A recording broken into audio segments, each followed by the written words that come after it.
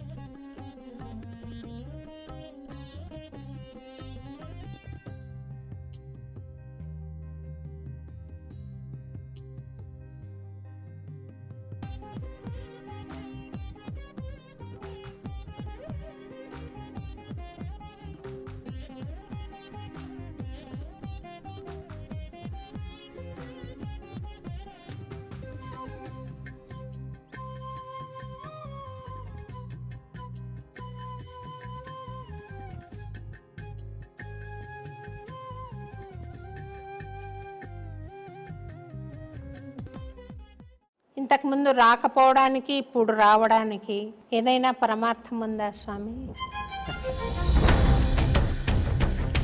మనందరి యొక్క సుకృతంగా ఈరోజు ఇక్కడ వచ్చానన్నమాట. మీరు 12 ఏళ్ళు తపస్సు చేశారు అని విన్నాను స్వామి. ఎక్కడ చేశారు? ఇప్పటికీ కారులో కూర్చున్నానంటే అట్లాగే వెళ్ళిపోతాను మైకం లోపల. స్వామి, అంబత్రయి క్షేత్రము నెలకొల్పాలని మీకు సంకల్పం ఎలా వచ్చింది? 2010వ సంవత్సరం లోపల తీవ్రమైన వైరాగ్యం లోపల అజ్ఞాతంలో ఉన్నాను. అప్పుడు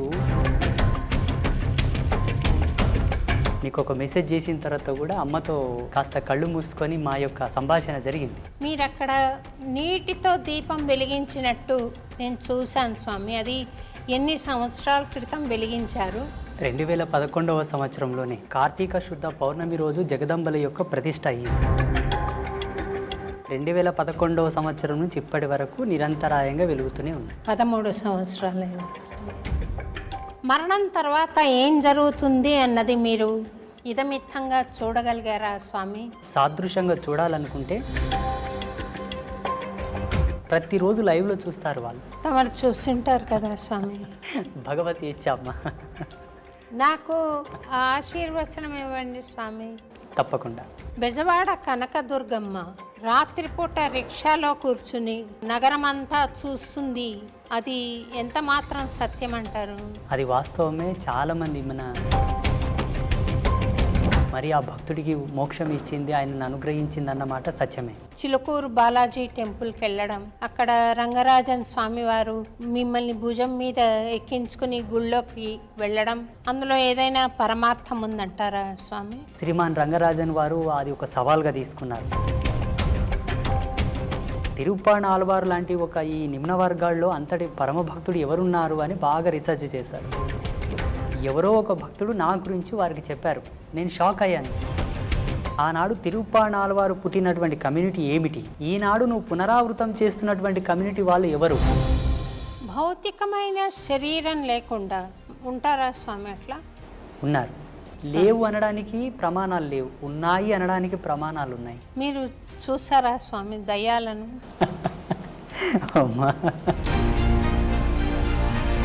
నాకు భావగోచరం ఉంది స్వామి. అంటే మీరు అర్థం చేసుకోగలుగుతారు. రెండోది, నేను స్వామిని భౌతికంగా చూడలేదు స్వామి. పరమాత్మని భౌతికంగా చూడాలన్న కోరిక ప్రపంచంలో అందరికీ ఉంది. ప్రత్యక్షంగా మనం చూడాలనుకుంటే మనలాగే.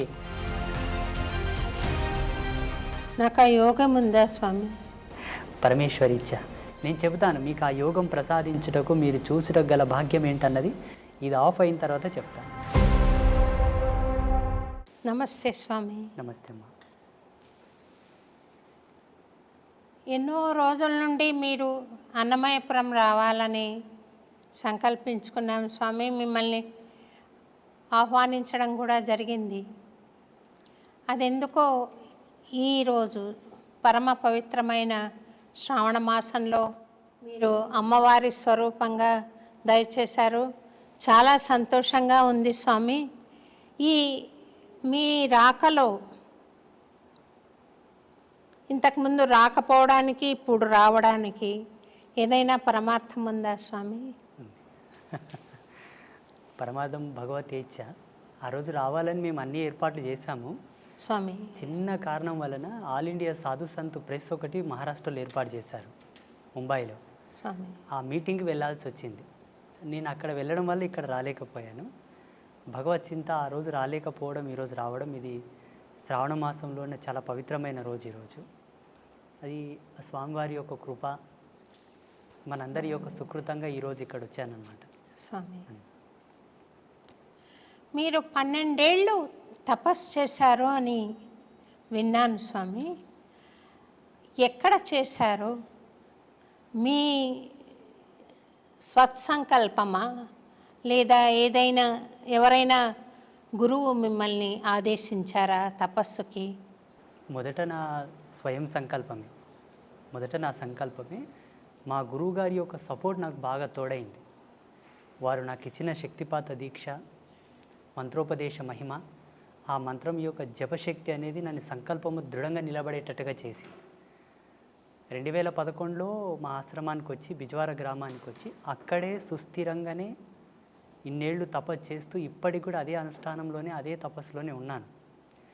ఇప్పుడు జనబాహుల్యంలోకి రావడానికి గల కారణం ఏంటంటే, కొంతమంది పెద్దలు, కొంతమంది ప్రముఖులు నన్ను చెప్పారనమాట. అయ్యా, మీరు అక్కడ అనుష్ఠానానికే పరిమితం అయితే ఎట్లాగా, తిరగండి, జనాల లోపలికి తిరగండి, జ్ఞాన ప్రచారం చేయండి, ధర్మ ప్రచారం చేయండి అని. వాళ్ళు మహాత్ములే, చాలా గొప్ప గొప్ప వాళ్ళే నన్ను ప్రేరేపించారు. జేర్ స్వామి కూడా నన్ను ప్రేరేపించారు. చిలుకూరు బాలాజీ రంగరాజన్ స్వామీజీ కూడా నన్ను ప్రేరేపించారు. వాళ్ళ యొక్క ప్రేరణాత్మకంగానే జనబాహుల్యంలోకి రావడం జరిగింది. నాకు ఇక్కడ అంటే జనబాహుల్యంలోకి రావాలి, ఇలా మాట్లాడాలని ఇష్టం లేదు. ఎప్పటికీ వైరాగ్య చింతనలోనే, అజ్ఞాతంలోనే ఉండాలన్నదే నా సంకల్పం. ఇప్పటికీ కారులో కూర్చున్నానంటే అట్లాగే వెళ్ళిపోతాను మైకం లోపలికి. లొకేషన్ వచ్చింది, డ్రైవర్ లేపితే తప్ప లేవను. ఆ వైరాగ్య చింతన ఇంకా పోలేదు నా నుంచి. సుదీర్ఘంగా మా స్వగ్రామంలోనే అనుష్ఠానంలో ఉన్నాను నేను. మీ గురువుగారి పేరు చెప్తారా స్వామి ఒకసారి? తప్పకుండా. మనకందరికి సుపరిచితమైనటువంటి పండరిపుర క్షేత్రం, సంత్ రాజారాం కైకాడి మహారాజ్. పండరిపురంలోనే ఒక ప్రసిద్ధమైనటువంటి పీఠం వాళ్ళది ఉన్నది. అవును స్వామి. చాలా గొప్ప పరంపర వాళ్ళది. వాళ్ళు అవధూతలు. మా గురువుగారు అవధూత. వారి చేతనే దీక్షాగ్రహణము, మంత్రోపదేశ సంస్కారం అంతయు వారి చేతనే అయింది నాకు. స్వామి, నేను ఈ ప్రశ్న అడగచ్చో లేదు, మీరు అవధూత స్థాయికి చేరుకున్నారు అనుకుంటున్నాను. చాలా సంతోషం. అవధూత స్థాయికి చేరుకున్నాక ఈ దేశంలో ఇంత అశాంతి, ఇంత హింస, ఇంత రాజకీయము, కుటిల నీతి నడుస్తుంది కదా స్వామి. అందుకు మీ బోటి మహానుభావులు చేస్తున్న ప్రయత్నం ఏంటో ఒకసారి సెలవిస్తారు స్వామి. ప్రపంచంలో జరుగుతున్న అనేక దుర్మార్గములకు, అనేక దుశ్చర్యలకు గల కారణం ఒకటే, మనిషి ధర్మ పరివర్తనంలో లేడు. ఎప్పుడైతే ధర్మంలో ఉంటాడో, ఆచార ధర్మాన్ని కట్టుబడి ఉంటాడో, ఈ ఆకృత్యాలు జరగవు. ఇది మనకు ధర్మసింధువులో ఋషులు ఆనాడే రాసి ఉంచారు. ఈ ధర్మాన్ని గనక జీవుడు తప్పితే ఎన్ని అఘాయిత్యాలు జరుగుతాయి సమాజంలో, ఎన్ని ఆకృత్యాలు ప్రేరేపితం అవుతాయని ఋషులు ఆనాడే ఉద్ఘాటించి మనకు రాసి ఇచ్చారు. అలా కొన్ని శాస్త్ర నిఘంటువుల యొక్క పరిశోధన చేసినప్పటికీ మాకున్న స్వీయ అనుభవంతో కూడా ఈ ఆకృత్యాలు చూడాల్సి వస్తుందే అని ప్రతిరోజు మదనపడిపోతుంటాం మేము. వీటిని అరికట్టడానికి, వీటిని నివారించడానికే సమాజంలోకి రావడం, అవగాహన సదస్సులు ఏర్పాటు చేయడం, ఈ సోషల్ మీడియా మాధ్యమంగా కూడా మాకు తోచినటువంటి జగన్మాత ఇచ్చిన జ్ఞానం చేత అందరినీ జ్ఞాన మార్గంలోకి తీసుకురావడం, ఇవన్నీ జరుగుతూ ఉన్నాయి. మా సంకల్పం ఒకటే, ధర్మం నిలబడాలి, సత్యమే సమాజంలో ప్రజ్వరిల్లాలి, ప్రతి ఒక్కరి యొక్క ఆభరణం కావాలి. కంఠాభరణం ఎలా ఉంటుందో అలా ఆభరణం కావాలి. అందరూ శాంతి కాముకులై సస్యశ్యామలంగా జీవించాలన్నది మా సంకల్పం. ప్రతిరోజు జపం అయిపోయిన తర్వాత అంగన్యాస కరన్యాసములన్నీ అయిపోయి ఉపాసన బలం అంతా అయిపోయిన తర్వాత మంత్రక్షితలు అదే దిశగా వదులుతాను నేను. అమ్మా జగజ్జనని, ఈ సమాజంలో సుస్థిరమైనటువంటి శాంతిని నెలకొల్పమ్మా, నా బోటి వాళ్ళు చేసేటటువంటి ఈ యొక్క సంకల్ప శక్తి సత్యమైతే అది నెరవేరుగాక అని అమ్మకు ఆదేశం ఇస్తాను ప్రతిరోజు. ఆ అమ్మ యొక్క ఆశీర్వాదం, భగవత్ సంకల్పం, భగవంతుడు తలంచిన ఎడల అది ఎంత పని. మేము ఉడతా భక్తిగా ప్రతిరోజు అదే సంకల్పం చేస్తూ ఉంటాం. యజ్ఞం చేసినా, అర్చన చేసినా, భగవత్ కైంకర్యం ఏం చేసినా కూడా ఉత్తర సంకల్పం అదే. స్వామి, అంబత్రయి క్షేత్రము నేను కూడా దర్శించుకున్నాను. మీరు చక్కటి ఆశీర్వాదం ఇచ్చి పంపించారు. ఆ క్షేత్రం నెలకొల్పాలని మీకు సంకల్పం ఎలా వచ్చింది? 2010వ సంవత్సరం లోపల తీవ్రమైన వైరాగ్యం లోపల అజ్ఞాతంలో ఉన్నాను. అప్పుడు జగదంబ యొక్క ప్రేరణ మేరకు ఒక దర్శనం వచ్చింది నాకు. ఒక స్పృహణ కలిగింది, ఒక ప్రేరణ. ఆ ప్రేరణ ఏంటని 3 రోజులు మదనపడ్డాను నేను. ఏంటి నాకు ఈ దర్శనం వచ్చింది, ఏంటి దీని విశ్లేషణ ఏంటని. ఒక మహనీయుని ఆశ్రయిస్తే ఆయనతో చర్చ జరిపాను నేను. అయ్యా, నేను జపంలో కూర్చున్నప్పుడు నాకు ఇలా కళలు వస్తున్నాయండి, అందరికి అర్థం కావాలని కళలు వస్తున్నాయండి అని చెప్పాను.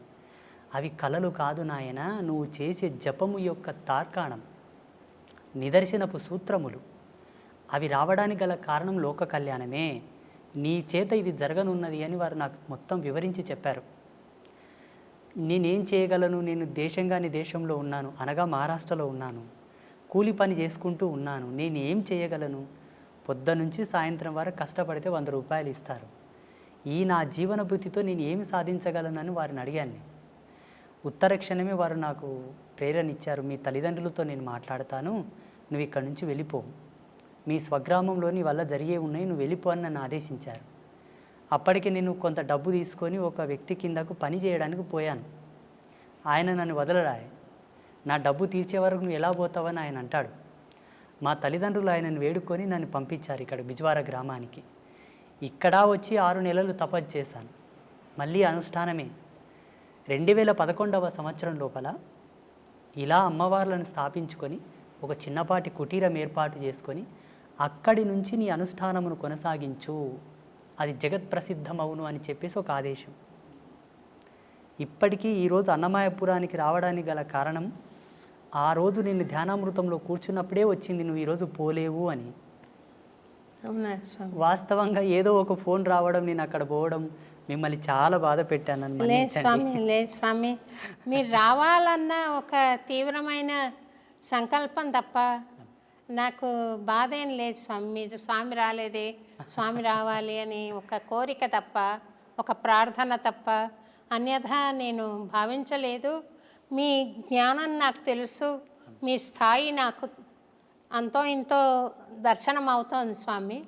మీ తపశ్శక్తి తెలుసు కాబట్టి మీ ఆశీర్వచనం కావాలన్న సంకల్పంతోనే మిమ్మల్ని ఆహ్వానించడం జరిగింది. నిన్న రాత్రి మీకు మెసేజ్ చేసిన ఉత్తర క్షణమే నేను అప్పటికే అనుష్ఠానంలో ఉన్నాను.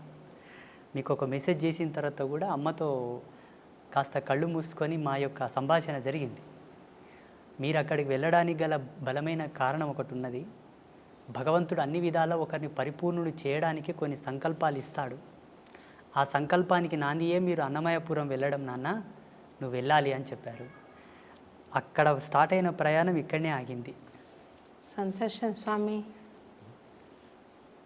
అమ్మవారు మీకు ఇక్కడికి రావడానికి మీకు పర్మిషన్ ఇవ్వడానికి కారణం చెప్పారు స్వామి. పరిపూర్ణత్వం సిద్ధించడానికి మీరు దయచేయాలి అని. మరి అందుకు మీరు రావడం ఒకటేనా, ఇంకేదైనా సెలవిస్తారా స్వామి? తప్పకుండా. నేను రాత్రిలోనే అమ్మతో కొంత కుశల ప్రశ్నలు సలిపానమాట. సంగీత సాహిత్య వాగ్గేయ ధర్మం లోపల ఉండేటటువంటి కొన్ని కళలు, ఆ ప్రత్యేకతలు వారిలో ఉన్నాయి నాయన. వారు సారస్వతమైనటువంటి ధర్మంలోనే జన్మించారు. వారి యొక్క అనుగ్రహ ప్రేరణాత్మకమై మీరు వెళుతున్నట్టే. నువ్వు వెళ్ళటం లేదు, నీ వెంబడే ఛాయారూపకంగా నేను వస్తున్నాను. ఆ ఆదర్శ దంపతులను పావనం గల చేసి నా మాటగా వాళ్ళకి ఆశీర్వచనం మొసంగిరండి అని చెప్పారు కాబట్టి నేను వచ్చాను ఒక దూతగా. సంతోషం. ఆ ముగ్గురమ్మల యొక్క దూతగా వచ్చాను. సంతోషం. తప్పకుండా మీరిద్దరు దంపతులు అనుగ్రహిస్తారు, భగవత్ కృప పొందినట్లే లెక్క. మీరు అన్నారు స్వామి మీరు అవధూత తత్వంలో ఉన్నానన్నారు, అది మీ మనస్సు. ఆ తత్వంలో నేనుంటే ఆ జగదంబ మిమ్మల్ని తప్పకుండా పావనం చేస్తుంది. స్వామి ముగ్గురమ్మలు అంటున్నారు కదా స్వామి, లక్ష్మి, పార్వతి, సరస్వతి అమ్మవారు ముగ్గురు శక్తుల్ని ఏకం చేసి అక్కడ ప్రతిష్ట చేశారు కదా స్వామి. మీరు అక్కడ నీటితో దీపం వెలిగించినట్టు నేను చూశాను స్వామి. అది ఎన్ని సంవత్సరాల క్రితం వెలిగించారు, ఇప్పుడు ఇంకా వెలుగుతోంది. అది ఒకసారి ప్రేక్షకులకు కూడా మీరు తెలియజేస్తే బాగుంటుందేమో. 2011వ సంవత్సరంలోనే కార్తీక శుద్ధ పౌర్ణమి రోజు జగదంబల యొక్క ప్రతిష్ట అయ్యింది. కార్తీక శుద్ధ పౌర్ణమి రోజు జగదంబల ప్రతిష్ట అయిన ఉత్తర క్షణమే జ్యోతి ప్రజ్వలన జరగాలి. సూర్యకిరణాల చేత, అగ్ని లేకుండా, కృత్రిమమైనటువంటి అగ్నిని రాల్జించకుండా సహజ సిద్ధమైన సత్యాగ్నితోటి వెలిగించాలని సూర్యకిరణాలతో వెలిగించాం. 2011వ సంవత్సరం నుంచి ఇప్పటి వరకు నిరంతరాయంగా వెలుగుతూనే ఉన్నాయి. 13 సంవత్సరాలు. మనిషి సాధన ద్వారా పరమాత్మతో సత్సంబంధం ఏర్పరచుకోవడం మానవ జీవన పరమావధిగా చెప్తారు కదా స్వామి. మనుష్యాణం సహస్రేషు కశ్చిద్యతతి సిద్ధయే యతతామపి సిద్ధానాం కశ్చిన్మాం వేత్తి తత్వతః. అంటే 1000 మందిలో ఒకడు, కొంతమంది ప్రయత్నిస్తారు, 1000 మంది ప్రయత్నిస్తారు, అందులో ఏ ఒక్కడో ఇద్దరో కృతకృత్యులు అవుతారంటారు. మిగిలిన వాళ్ళు జన్మలు ఎత్తుతూనే ఉండాలా స్వామి? తప్పకుండా ఎత్తాలి. అంటే జన్మ యొక్క పరిపూర్ణమైన లక్ష్యం ఏమిటి అంటే, ఏ తత్వం నుంచి అయితే నువ్వు జాలువారి ఈ భూమికి పరిచయం అయ్యావో అదే తత్వం లోపల ఐక్యమైపోవడమే. ఐక్యమైపోవడానికి గల ఉత్తమమైనటువంటి సోపాన మార్గమే ఈ సాధన క్రమము, ఆధ్యాత్మికమైనటువంటి దర్పణం. ఈ ధార్మిక చింతననే దానికి సోపానమైనటువంటి మార్గం. ఇందులో ప్రథమ భూమిక ధార్మిక నిబంధనలలో ఏముంటుందంటే అహింస, శాంతి, నిత్యం పవిత్రత, సర్వమంగళ్యవర్ధమైనటువంటి జీవన విధానం ఇందులో ఉంటుంది. అందుకే ధార్మికతతోనే పరమాత్మను చేరుకోవడం సులభము, క్షేమకరము, అన్నిటికీ సయోగ్యమైనటువంటి మార్గమని మనకు ఉద్ఘాటించి చెప్పారు ఋషి పరంపరలు. అన్యమైన మార్గముల వెంబడ కూడా అవలంబింపవచ్చునేమో, బహుదుర్లభం, బహు కాఠిన్యము. అందుకు గల ప్రామాణికమైనటువంటి సూత్రము లేదు. ధార్మికంగా భగవత్ చింతనతో పరమాత్మతో ఐక్యమవ్వచ్చు, మన ముక్తిని మోక్షాన్ని పొందవచ్చు అని అనేకులు నిరూపించి చూపించారు మానవాళికి. కొంతమంది మరణం పాలవుతున్నారు, కొంతమంది మృత్యువును జయించి మీ బోటి మహానుభావులు బ్రతికుండంగానే పరమాత్మను దర్శిస్తున్నారు. మరణం తర్వాత ఏం జరుగుతుంది అన్నది మీరు ఇదమిత్తంగా చూడగలిగారా స్వామి? అది ఒకసారి సెలవిస్తారా? ప్రపంచంలో ప్రతి ఒక్కరూ మరణాన్ని దుర్లభం, చాలా బాధాకరము, అదొక చెడ్డగా భావిస్తారు. చనిపోవడం అంటే ఒక చెడు, ఒక కీడుగా భావిస్తారు. మా ఉద్దేశం ప్రకారంగా, మేము పొందిన అనుభూతి ప్రకారంగా మరణాన్ని మించిన సుఖము, సంతోషం వేరొకటి లేదనుకుంటాను. శాశ్వతానందం అది పొందగలిగితే, ఆ ఓటి మరణాన్ని పొందగలిగితే, దుర్మరణమునకు, దుర్గతితో మరణించిన మరణానికి శాంతి లేదు. అది యాతన, బహు కాఠిన్యమైనటువంటి యాతన. అది తగదు జీవుడికి ఎప్పుడే కానీ ఇచ్ఛామరణ సంసిద్ధి కలిగినా, భగవత్ ప్రేరణతో మరణ సంసిద్ధి కలిగినా అందుకు మించిన శాంతి వేరొకటి లేదు. అలా చనిపోవడానికి కూడా మన ధర్మం లోపల చాలామంది ప్రాకులాడారు. అందరికీ సుపరిచితులైనటువంటి భీష్మ పితామహ, వారికి మరణం వారి ఇచ్ఛా ప్రేరణతోనే కలిగినది. దక్షిణాయనం వీడి ఉత్తరాయణ పుణ్యకాలం ప్రవేశించే వరకు వారు మరణాన్ని స్వీకరించలేదు. మరణంలో కూడా ఒక ఆనందాన్ని వెతికారు వాళ్ళు, మరణంలో కూడా ఒక ప్రాముఖ్యతను వెతికారు వాళ్ళు. అలా చాలామంది మహితాత్ములు, గొప్ప వాళ్ళు మనకు మరణం గురించి ఎన్నో నిదర్శనాలు ఇచ్చారు. ఈనాడు ప్రజాలోకమంతా కూడా మరణం అంటే భయపడతారు. మరణాన్ని గురించి భయపడవలదు, మరణాన్ని గురించి చింతించవలదు. నువ్వు ఎంత భయపడినా, ఎంత చింతన చేసినా ఈశ్వర ప్రమాణమే జనన మరణములు. ఎలా మరణిస్తున్నావన్న దశని గురించే మనం ప్రాకులాడాలి. అన్ని ధర్మాలకు కట్టుబడి అన్ని ఆచార ధర్మాలకు నువ్వు కట్టుదిట్టమై ఉండి నడిస్తే తప్పకుండా సహజమైన మరణం, శాంతి మరణం, ఇచ్ఛామరణమే సంభవిస్తుంది. జీవుడు కాళ్ళు చేతులు గట్టి ఉండగా తనదైన విద్వత్తును, విజ్ఞానాన్ని కోల్పోయి ధర్మాన్ని విస్మరించి నడిచిన నాడు అకాల మృత్యువులే సంభవిస్తాయి. మరణం శాంతంగా, హాయిగా, ఆస్వాదించడానికి అలవు కానంత అద్భుతంగా ఉంటుంది. మేము ఆస్వాదించాము దాన్ని. జీవుడు మరణించిన తర్వాత ఏమవుతాడంటే, జీవించి ఉండగా తాను చేసినటువంటి ధర్మాన్ని అనుసరించి ధర్మమా అధర్మమా, ఆయన జీవన ప్రయాణం అంతయు కూడా భగవత్ సంకల్పానికి దగ్గరగా ఉన్నదా, దూరంగా ఉన్నదా, ఈ యొక్క బేరీజును పట్టుకొని ఆయన మరణించిన తర్వాత యాతనా శరీరంతో ఉండాలా లేకపోతే సుఖశాంతులతో ఉండే శరీరంతో ఉండాలా డిసైడ్ అవుతుంది. భగవంతుని నమ్ముకొని భగవంతుని యొక్క సేవ చేసుకొని భగవత్ తత్పరతతో జీవించిన వాళ్ళు ఎవరు కూడా యాతన అనుభవించలేదు. భావి తరాలలో అనుభవించబోరు, ఇక ముందు ఎవరు కూడా అనుభవించలేదు. ఎవరైతే భగవంతుని దూషిస్తున్నారో, హరిభక్తులను, శివభక్తులను, దైవీ తత్పర సంపన్నులను దూషిస్తున్నారో వారికి తప్పకుండా మరణానంతరం బహు దుర్లభమైనటువంటి యాతన ఉంటుంది. ఈరోజు ఏదో కొంచెం చదువుకోగానే, అంత తెలివి రాగానే దేవుడు లేడు, ఇవన్నీ మూఢనమ్మకాలు, చాదస్వం, వీటిని నమ్మకూడదు, వీటి వల్ల టైంపాస్ అంటున్నారు చూసారా, వారందరికీ కూడా మరణం తర్వాత అది వర్ణించశక్యం కానటువంటి సందర్భం అన్నమాట.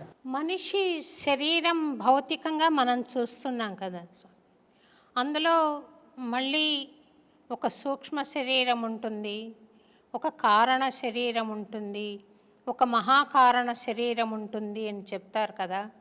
ఆ నాలుగింటిని విడివిడిగా చూడడానికి సాధ్యపడుతుందా స్వామి? అది యోగ సంధాన కర్తృత్వంతోనే సాధ్యమవుతుంది. ఆధ్యాత్మికమైనటువంటి పూజలు, వ్రతాలు, నోములు, జపతపాదులన్నీ కొన్ని ప్రామాణికమైనటువంటి సూత్రావళిపైన నడుస్తాయి. జీవుడికి కొన్ని అనుభవాలు తెచ్చిపెడతాయి. మీరు అనుకున్నటువంటి అనుభవాన్ని తార్కికంగా సాదృశ్యంగా చూడాలనుకుంటే యోగ మూలాలను అవలంబించాల్సి ఉంటుంది. ఇప్పుడు హిమాలయస్లో చాలామంది యోగులు ఉన్నారు. వాళ్ళు మీరు చెప్పినటువంటి ఈ అవస్థలు ఏవైతే ఉన్నాయో ప్రతిరోజు లైవ్లో చూస్తారు. వాళ్ళు సూక్ష్మ, భౌతిక, ఆది భౌతిక, ఆది దైవిక, ఈ నాలుగు అవస్థలను వాళ్ళు సశరీరంగా లైవ్లో ఎప్పటికప్పుడు వాళ్ళు సవరించుకొని చూస్తూ ఉంటారు. వాటికి యోగ మూలాలు అవసరం, కొంత కఠినాత్మకమైనటువంటి తపశ్చర్య కూడా అవసరం వాటి కోసం.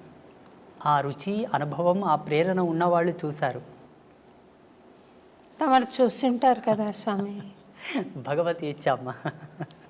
నాకు ఆశీర్వచనం ఇవ్వండి స్వామి. తప్పకుండా. ఒక రకమైన అనుభూతి కలుగుతోంది, కానీ ప్రామాణికంగా నేను దాని గురించి ఇతరులకు చెప్పలేను. నాకు స్వానుభవైక వేద్యంగా ఉంది. అదేంటో అర్థం కాని తనంలో నేను అనుభవిస్తున్నాను స్వామి. అంటే ఒక బస్సు వెళ్తుంటే ఏ ఊరికి వెళ్తుందో తెలియకుండా ఎక్కి కూర్చుంటే ఆ ఊరు చేరుంటారు వాళ్ళు, కానీ అదేం ఊరు, ఎట్లా వెళ్ళాలి, మధ్యలో వచ్చే దారులేంటి, ఇవేం తెలియదు స్వామి. మీరు నాకేమైనా గైడెన్స్ ఇవ్వగలిగితే ధన్యురాలని స్వామి. తప్పకుండా. ఇప్పుడు మీరుండేటటువంటి అవస్థ ఏదైతే ఉన్నదో, ఈ వయసుతో, ఈ స్థితితో, ఇది చిట్ట చివరి యొక్క దశకం మీది ఉన్నది స్వామి. ఇప్పుడు ఉండేటటువంటి ఈ దశకంలో మీరు పొందవలసిన జ్ఞానమే, పొందవలసినటువంటి అనుభూతి. జీవుడు చివరి దశకంలో, చివరి తరుణం లోపల ఈ అనుభవాన్ని గనక పొందితే ఆయనకు ఉత్తరోత్తరమైనటువంటి ధర్మాల్లో భగవంతుడు సహాయంగా ఉంటాడు అన్నది కొన్ని శాస్త్రాల్లో చదివాం మేము. మీరు అడుగుతున్నది చాలా సమంజసమైనదే.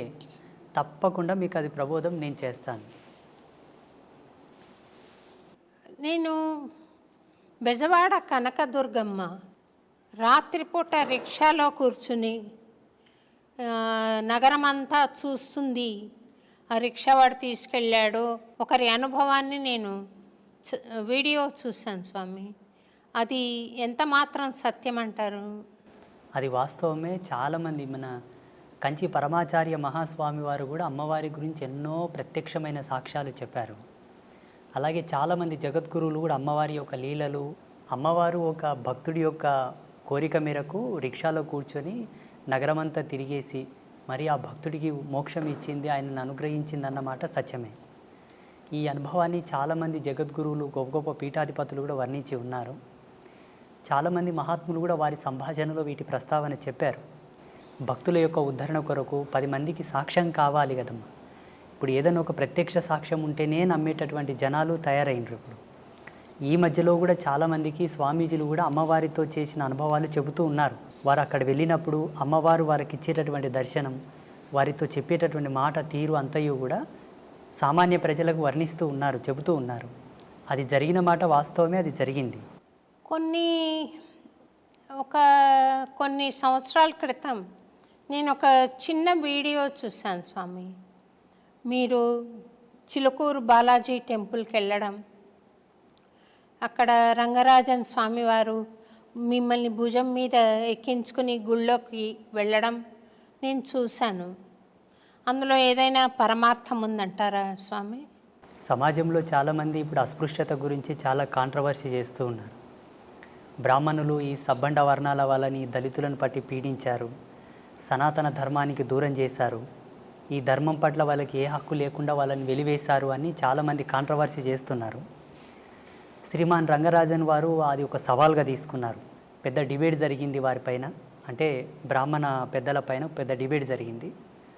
అట్లేం లేదండి, మా బ్రాహ్మణ సమాజంలో కూడా ఈ ఎవరైతే నిమ్న వర్గాల వాళ్ళు ఉన్నారో వాళ్ళని హక్కున చేర్చుకున్న మహనీయులు చాలామంది ఉన్నారు. 2700 సంవత్సరాల క్రితం శ్రీరంగ క్షేత్రంలో జరిగినటువంటి ఒక అద్భుతమైన ఘట్టాన్ని వారు వివరించారు.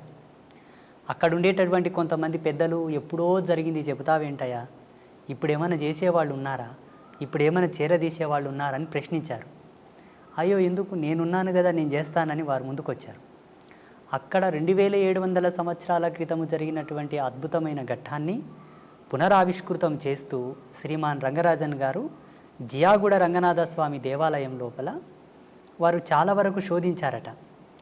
ఆ రోజు లోకసారంగముని తిరుప్పాణ ఆళ్వార్ అని ఒక ఆళ్వారుని భుజాల మీద ఎత్తుకున్నాడు. తిరుప్పాణ ఆళ్వార్ లాంటి ఒక ఈ నిమ్న వర్గాల్లో అంతటి పరమభక్తుడు ఎవరున్నారు అని బాగా రీసెర్చ్ చేశారు.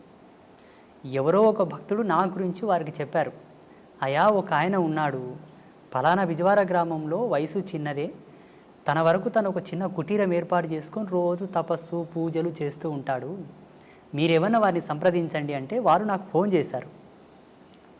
నేను ఇట్లా రంగరాజన్ పంతుల్ని మాట్లాడుతున్నాను, మీరు ఒకసారి హైదరాబాద్ రావాల్సి ఉంటుంది, పలానా కార్యక్రమం చేస్తున్నాము అన్నారు. నాకు దాని గురించి ఏం తెలియదు. అయ్యో తప్పకుండా వస్తానండి అన్నాను. అప్పటికి నేను ముంబైలో ఉన్నాను, మా గురువుగారి పీఠంలో ఉన్నాను. ఆ ప్రోగ్రామింగ్కి సరిగ్గా అదే రోజు సికింద్రాబాద్ రైల్వే స్టేషన్లో ట్రైన్ దిగి అటు నుండి సీదా జియాగూడ రంగనాథ స్వామి దేవాలయానికి వెళ్ళాను. అక్కడ వెళ్ళగానే చాలామంది పండితులు, విప్రోత్తములు, బ్రాహ్మణులు, మంగళ వాయిద్యాలు ఎంతోమంది కూర్చొని ఉన్నారు, కెమెరాలు ఉన్నాయి, మీడియా వాళ్ళు ఉన్నారు. నేను షాక్ అయ్యాను. అక్కడ ఆ సమయంలో వారు చేసినటువంటి ఘట్టమే మునివాహన సేవ. వాస్తవంగా వారు ఒక ఆదేశాన్ని, భగవత్ ఆదేశాన్ని, చిలుకూరి బాలాజీ స్వామి వారి యొక్క ఆదేశాన్ని స్వీకరించే ఈ ఘట్టము చేశారని నేను భావిస్తాను. మొత్తం సమాజానికి ఒక అద్భుతమైన మెసేజ్ అది. ఏంటి, మనసు పరిమళించి స్వీకరించగలిగితే ధర్మాన్ని ఎవరైనానూ స్వీకరించవచ్చు. అలా స్వీకరించలేని పక్షాన భగవంతుడు ఏం చేయదు, ధర్మం కూడా ఏం చేయదు కదా. ఆ కోణంలో అందరికి ఒక మంచి మెసేజ్ పోవాలని చెప్పి వారు ఆ కార్యక్రమం చేశారు. స్వామి, అయితే స్వామి, ఒక స్వాముల వారు ఆయన సాధనా సంపత్తి ద్వారా జ్ఞాన మార్గంలో ప్రవేశించి ఆయనకు ఆత్మజ్ఞానం కలిగిన తర్వాత ఆయనకు కులతత్వం ఏముంటుంది స్వామి? ఆయన బ్రహ్మర్షితో సమానం కదా స్వామి? ఉండదు. అంటే ఇక్కడ పరమహంస పరివ్రాజక తత్వం పొందినటువంటి మహనీయులకు ఏ విధమైన భేదము, భావన, చింతన, తన మన ఏవి ఉండవు. ఆ బోటి జ్ఞానులు సమాజంలో అందరూ ఉండి ఉంటే ఇంతటి ప్రశ్న, ఇంతటి సమాధానం మనకు అవసరం ఉండేది కాదు. సమాజంలో విభిన్నమైన భావాలు, విభిన్నమైన జీవన విధానాలు, విభిన్నమైనటువంటి ఆలోచన స్థితులతో ఉండేటటువంటి సమాజం ఇప్పుడున్న సమాజం. అందరికీ సమాధానం చెప్పగలిగేటటువంటి క్రియ ఒకటి జరగాలి. అందుకు పరమాత్మనే ఎందుకు ఆహుతి కాకూడదు?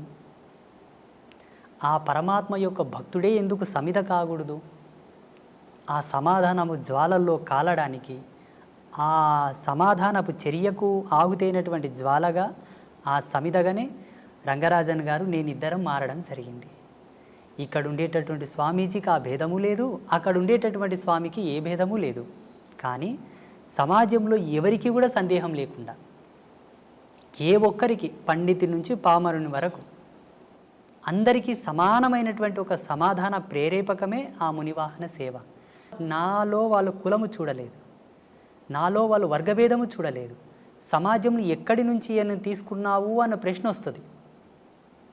ఆనాడు తిరుప్పాణాళ్వారు పుట్టినటువంటి కమ్యూనిటీ ఏమిటి? ఈనాడు నువ్వు పునరావృతం చేస్తున్నటువంటి కమ్యూనిటీ వాళ్ళు ఎవరు? ఆయన భాగవతుడా, భక్తుడా, భగవంతుడా, స్వామీజీయా, సన్యాసియా పక్కన పెడితే వర్గీకరణ ప్రకారంగా దృశ్యంతో చూసేవాళ్ళు ఉన్నారు ఇప్పుడు సామాన్యులు. వారి కోరకై నన్ను ఎంచుకొని నన్ను వారు ఆ కార్యక్రమంలో స్వామివారే ముందుకు తెచ్చారు. మీరన్న భావనతో ఎక్కడ కూడా భేదం అక్కడ లేదు, నాలో లేదు, వారిలో లేదు. జనాల కోసం, జనబాహుల్యంలో అది ఒక మంచి నిర్దేశకం కావాలి కాబట్టి వారు తీసుకోవడం జరిగింది. అంటే ఆదిశంకరాచార్యుల వారు మహాజ్ఞాన సంపన్నులైనా కూడా ఈ చిన్న భేదభావం వారిలో ఇంకా ఉందని సాక్షాత్తు ఆదిశంకరాచార్యుల వారే ఒక చండాలుడి వేషంలో వచ్చి అడ్డొస్తే తొలగమన్నారని. దేన్ని తొలగమంటావు? శరీరాన్ని తొలగమంటావా? ఆత్మను తొలగమంటావా? శరీరం నశ్వరం, ఆత్మ అనశ్వరం కదా, మరి దేన్ని తొలగమంటావు అని పవిత్రమైన ఆత్మన ఈ దాన్ని భరిస్తున్న శరీరాన్న అని అడిగాడని చెప్తారు కదా స్వామి, అది సత్యమేనా? సత్యమే. ఇలా శంకరాచార్యుల వారి జీవితంలో ఎన్నో ఎన్నో సాక్ష్యాలు ఉన్నాయి. మనకు సినిమాల మాధ్యమంగా గ్రాంధికంగా ఈ ఒక ఉదాహరణ ప్రాచుర్యంలో ఉన్నది. ఇలా వారి అనుభవంలో చాలా ఉదాహరణలు ఉన్నాయి శంకరాచార్యుల వారి జీవితంలో. అది ఒకటే కాక అటు ముందు కూడా కొన్ని సంఘటనలు వాళ్ళు ఎదుర్కోవడం జరిగింది.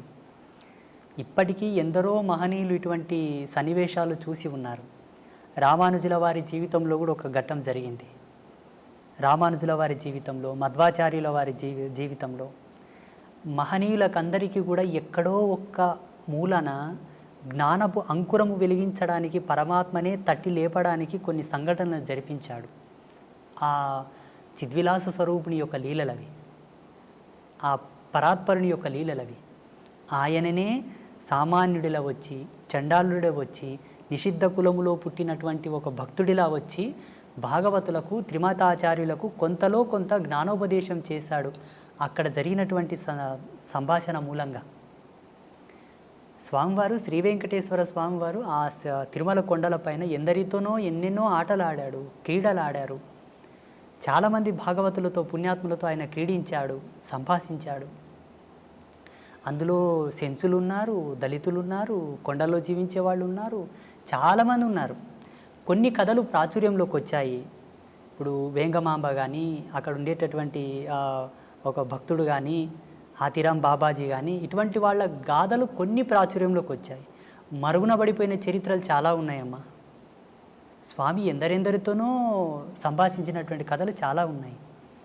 మాబోటి వాళ్ళు వాటిని తెలుసుకొని పసిగట్టి కొందరికి మాత్రం వాటి చెబుతూ, చూడన్న మీరు దేనికి తక్కువ కాదు, శ్రీ వెంకటేశ్వర స్వామి వారే మీ వాళ్ళతో మాట్లాడారయ్యా, మీరు స్వామివారికి పాత్రులే, మీరు స్వామివారిని చేరండి, సేవించండి, వేడుకోండి అని చెప్పేసి చాలామందిని నేను ప్రేరేపితం చేశాను. ఈ ముగురమ్మల మూలపుటమ్మ అంటారు కదా స్వామి, ఆ ముగురమ్మలు ముక్కోటి దేవతలు ఒక్కటైనారు, చక్కని పాపను ఇక్కడ ఉంచారు అన్నారు. ఈ అమ్మలంతా కలిసి అక్కడున్నారు అని ఒక భక్తుడి భావన. మీరు వెంకటేశ్వర స్వామిలో అమ్మను దర్శించుంటారు కదా స్వామి, అమ్మలో కూడా వెంకటేశ్వర స్వామి కనపడుతూ ఉండాలి కదా. ఈ అభేదత్వం ఉన్నప్పుడు మా దేవుడు గొప్ప, మీ దేవుడు గొప్ప అనుకోవడం మూర్ఖత్వం అవుతుందేమో కదా స్వామి. భగవంతుణ్ణి ఎప్పుడైతే భేదంతో చూశావో జీవుడు ఇంకా పరిపూర్ణుడు కాలేదు అని లెక్క. అది సాంప్రదాయికంగా అవనివ్వండి, పీఠ పరంపరానుగతంగా అవనివ్వండి. జీవుడు తరించుటకు పలు మార్గాలున్నాయే తప్పిస్తే ఉత్తమమైనటువంటి స్థితి చేరడానికి ఉన్నది ఒకటే, పరమాత్మ. ఆ పరమాత్మకు ఏ విధమైన రూపభేదము లేదు, లింగభేదము లేదు, వర్గభేదము లేదు, ఏ విధమైన సాంప్రదాయమైనటువంటి భేదము లేదు. జీవుడు తనకు విజ్ఞాన విద్వత్వ ఆవిష్కరణ చెంది తాను కొన్నింటిని పరిగణలోకి తీసుకున్న తర్వాత కొన్ని కట్టుదిట్టమైన ఆచారాలను ఏర్పాటు చేసుకున్నాడు. వారి యొక్క ఆశ్రమ ధర్మాలు, పీఠ పరంపరానుగతంగా వచ్చేటటువంటి సూత్రాలను పట్టుకున్నారు. భగవంతునికి అవి ఎన్నడి కూడా చెల్లవు. నేను స్వామివారిలో అమ్మని చూస్తాను, అమ్మలో స్వామివారిని చూస్తాను, స్వామివారిలో శివతత్వం చూస్తాను, శివతత్వంలో స్వామితత్వం చూస్తాను, భక్తుడిలో భగవంతుని చూస్తాను, భగవంతునిలో భక్తిని చూస్తాను, ఉపాధి యోగ ధర్మాన్ని అనుసరించి. అట్టి జ్ఞానాన్ని పొందిన వాళ్ళు ఎవరు కూడా ఎరుక దృష్టితో చూసే వాళ్ళు ఎవరు కూడా భేదం చూపరు. నేను శ్రీ వెంకటేశ్వర క్షేత్రానికి ఎప్పుడు వెళ్ళినా అక్కడ పరమాత్మను దర్శించేటప్పుడు నా అంతరాత్మలో జగదంబనే ఉంటుంది, సాదృశ్యంగా స్వామి ఉంటాడు. నేను మా పిల్లలకు, మా శిష్యులకు అందరికీ ప్రబోధం చేశాను. ఆ జగజ్జనని జగన్మాత ఆ లలితా పరమేశ్వరే నాకు గోచరించింది నాయన అని చెప్తూ ఉంటాను నేను. ఒక్క త్రుటి కాలమునందు మరి యథాతథంగా స్వామివారే గోచరిస్తారు. అది నా గురి, నా యొక్క తాపసికమైన గురి ప్రతిరూపకంగా అక్కడ అమ్మను దర్శిస్తాను నేను. సంతోషం స్వామి. స్వామి, కొంతమంది మహాభక్తులై ఉండి కూడా సాధన ఎంతో జరిగినా కూడా వారు కొన్ని దశల్లో కొన్ని విపత్తులను అనుభవిస్తూ ఉంటారు. అది వాళ్ళు ఇది వద్దనుకున్నా కూడా అది పోయే స్థితి ఉండదు. ఒక పని చేయాలనుకున్నా చేసే స్థితి ఉండదు. అదేమన్నా చేతబడా స్వామి? ఇక్కడ మనము భగవంతుడు వారిని విశేషంగా అనుగ్రహించబడ్డప్పుడు ఇటువంటి తుచ్చమైనటువంటి ప్రయోగములు వాళ్ళ మీద జరగవు. ఉదాహరణకు ఈ దేశానికి ఒక హోమ్ మినిస్టర్ ఉంటాడు. దేశానికి home minister, central home minister. ఆ సెంట్రల్ హోమ్ మినిస్టర్కి పోలీసు బందోబస్తు కొదువ ఉంటుందా? మీరు చెప్పండి, ఉంటుందా? ఉండదు. ఉండదు. భగవంతుడంటే అనిర్వచనీయమైనటువంటి శక్తి, దేని కొలతలతో కొలవలేనిది. తాంత్రిక విద్యలు, క్షుద్ర విద్యలకు కొలత ఉన్నది, లిమిట్ ఉన్నది. క్షుద్ర విద్యలు ఒకరి మీద ఆపాదం కావడానికి, ప్రయోగం కావడానికి, వారి మీద ప్రభావం చూపడానికి లిమిట్ ఉన్నది. భగవత్ చైతన్యానికి లిమిట్ లేదు, కొలత లేదు, అపరిమితం, అది అనంతం, అవ్యాజ్యము. అట్టి కృపను పొందిన మన పైన అటువంటి ప్రయోగాలు జరగవు. అయితే కొంతమంది పుణ్యాత్ములు, పుణ్యచరితులు, గొప్ప గొప్ప భక్తులు కూడా కొంత సమయం వరకు కలిమాయలో పడవలసి వచ్చి కొన్ని తప్పులు చేశారు, కొన్నింటికి ప్రలోభపడ్డారు, స్త్రీ వ్యామోహితులయ్యారు, డబ్బుకు వ్యామోహితులయ్యారు, రాజకీయంగా వాళ్ళు కలిసి కొందరి చేత అవమానాలు పడ్డారు. చాలామంది గొప్ప గొప్ప పీఠాధిపతులు అనుకోండి, స్వామీజీలు అనుకోండి. వీటికి వారి యొక్క స్వయం జన్మకర్మ సంభవము. ఎవరు? ఆ స్వామీజీ యొక్క జన్మకర్మ సంభవం. యోగ తత్పర సంపన్నులో ఏముంటుందమ్మా అంటే, ఆశ్రమ ధర్మాన్ని స్వీకరించినప్పుడే తన జన్మను తాను పరిశుద్ధి గావించుకొని ఆశ్రమ ధర్మంలో అడుగుపెట్టాలి. సోకాల్డ్ స్వామీజీలు సెల్ఫ్గా క్రియేట్ చేసుకొని వచ్చే వాళ్ళందరూ కూడా అనుభవిస్తారు, తప్పదు. వాళ్ళు పాత్రను శుద్ధి చేసుకోకుండానే పక్వానికి ఉపక్రమిస్తారు. పాత్ర శుద్ధి ఎరగక ముందే పక్వం ఆరంభిస్తారు కాబట్టి తత్ఫలితం వాళ్ళు అనుభవిస్తున్నారు. కానీ వాస్తవంగా ఆధ్యాత్మిక సూత్రావళి ప్రకారంగా ఏ ఆశ్రమ ధర్మంలో నువ్వు కాలు పెడుతున్నావో అడుగిడకన్నా ముందే నీ జన్మ సుకృతం ఏమిటి, నీ జన్మకర్మ సంభవం ఏమిటి, ఎందుకై నీవు జన్మించితివి, అదంతా విశ్లేషణ చేసుకొని ఉత్తర జన్మలో ఉండేటటువంటి పాపములు నీవు ఎందు ఏవైనా ఉన్నా వాటిని ప్రక్షాళన చేసుకొని శుద్ధుడవైన తర్వాతే భగవంతుని ఆశ్రయించవలే. అలా చేసుకొని వాళ్ళకి అది ఆపాదమై వేధిస్తూ ఉంటాయి. ఆ కర్మ, ఆ పాపం యొక్క ప్రేరేపకమే వాళ్ళని తప్పు చేయడానికి ప్రేరేపిస్తూ ఉంటాయి. చాలామంది గొప్ప గొప్ప వాళ్ళ జీవితాల్లో ఇది నిరూపణ అయింది. ఆ ప్రభావం వాళ్ళ మీద ఉండిపోతుంది. భౌతికమైన శరీరం లేకుండా మరి అది సూక్ష్మ శరీరం అనాలా, ప్రేతాత్మ అనాలా, దయ్యాలని మామూలు మాటల్లో అంటారు, దేవతలు కూడా కావచ్చు. ఉంటారా స్వామి అట్లా? ఉన్నారు. దైవం ప్రత్యక్షమైనటువంటి దర్శనం. ఈ భూతాలు, ప్రేతాలు, దయ్యాలు ప్రత్యక్షంగా మనకు కనబడవు. భగవంతుడు దర్శనమిస్తాడు కానీ వాళ్ళు మనకు దర్శనం అవ్వరు. ఆ దుష్టశక్తిని పసిగట్టి పట్టుకోవాలంటే అంతకు సమానమైనటువంటి దైవశక్తి కలిగి ఉండాలి. ఆ ప్రేరణాత్మకమైనటువంటి శక్తి ఉంటే మనం భూతాలను, ప్రేతాలను పట్టుకోవచ్చు, చూడవచ్చు కూడా. ఇవన్నీ కూడా ఉన్నాయి సమాజంలో. లేవు అనడానికి ఆస్కారం లేదు. ఉన్నాయి అనడానికి ప్రమాణాలు ఉన్నాయి. ఆ ప్రమాణాలు వేటిపైన ఆపాదం అవుతున్నాయో మేము నిరూపించగలం. లేవు అనడానికి ప్రమాణాలు లేవు, ఉన్నాయి అనడానికి ప్రమాణాలు ఉన్నాయి. మీరు చూసారా స్వామి దయ్యాలను? అమ్మా నారాయణ, చూశాను. అంటే ఎందుకు మీ వద్దకు రావడానికి కారణం ఏంటి స్వామి? వాళ్ళకు కొన్ని వాళ్ళకు ఉండేటటువంటి స్వయం కోరికలు కొన్ని ఉంటాయి, స్వయం ప్రేరణలు కొన్ని ఉంటాయి. ఎంతకు విమోచనం కలగక వచ్చి ప్రాధేయపడ్డటువంటి సందర్భాలు చాలా ఉన్నాయి మాట. కొన్ని ఆత్మలు, మీరు పుణ్యాత్ములు అంటారు, పుణ్య తపస్వీకులు అంటారు, మీ యోగ మహిమతో మాకు విమోచనం కలిగించండి, మాకు శాంతిని ప్రసాదించండి, మా వారసులు మీ దర్శనార్థంపై వస్తున్నారు, వారికి మీరు చెప్పి మాకు సద్గతి కలిగేటట్టుగా చేయండి, ఎన్నాళ్ళంటూ మేము ఈ యాతన శరీరంతో ఉండగలము అని చెప్పి మాకు గోచరించిన వాళ్ళు ఉన్నారు, గోచరిస్తున్నారు కూడా ఇప్పటికీ. మీకు అంటే కాంతి రూపంలో కనపడతారా, లేకుంటే భౌతిక శరీరం కూడా కనపడుతుందా స్వామి వాళ్ళది? పంచభూతాల్లో ఆత్మగా మారిన వారికి ఒకే భూత ప్రభావం ఉంటుంది, వాయు ప్రేరేపకం మాత్రమే ఉంటుంది. వాయు ప్రేరేపకంగానే ఉంటారు. సశరీరంగా సజీవంగా లైవ్లో ఉండడానికి పంచభూతముల యొక్క సమ్మిశ్రితంగా మనం ప్రత్యక్ష వీక్షణం చేస్తాం అందరం. ఆత్మని చూడాలంటే 4 భూతములు విడిపోతాయి. అగ్నితత్వం, భువితత్వం, జలతత్వం, ఆకాశతత్వం విడిపోతాయి. వాయుతత్వం మాత్రమే ఆత్మగా నిలబడిపోతుంది. మనం ఏ ఆత్మను దర్శించాలన్నా వాయువు ప్రేరేపకముగానే చూడవలే, సంభాషించవలే. ఇక్కడ మీరు దయ్యాలు, భూతాలు, ప్రేతాలు మీకు కనబడతాయా గురూజీ అని అడిగారు కదా. పంచభూతాల మీద అంతో కొరతో కాస్తో కొరతో జ్ఞానం ఉండి పట్టు ఉన్న వాళ్ళకే వాటిని పట్టుకోవడానికి ఒక విఘ్నత ఉంటుంది, లేకపోతే ఉండదు. అంటే వాటి అనుభూతి కలుగుతుందా, లేకపోతే చర్మచక్షులతో చూడగలుగుతామా స్వామి? చర్మచక్షువులతో చూడొచ్చు, అనుభవైకంగా తీసుకునే వాళ్ళు కొంతమంది ఉంటారు. లైవ్లో చర్మచక్షువులతో వాళ్ళని చూస్తూ ఒక షాడో, ఒక నీడలాగా, ఒక వాయు యొక్క కేంద్రకంగా ఒక ఆకారంలాగా మనం చూసి మాట్లాడడం కూడా జరుగుతుంది. చూసిన వాళ్ళు చాలామంది ఉన్నారు.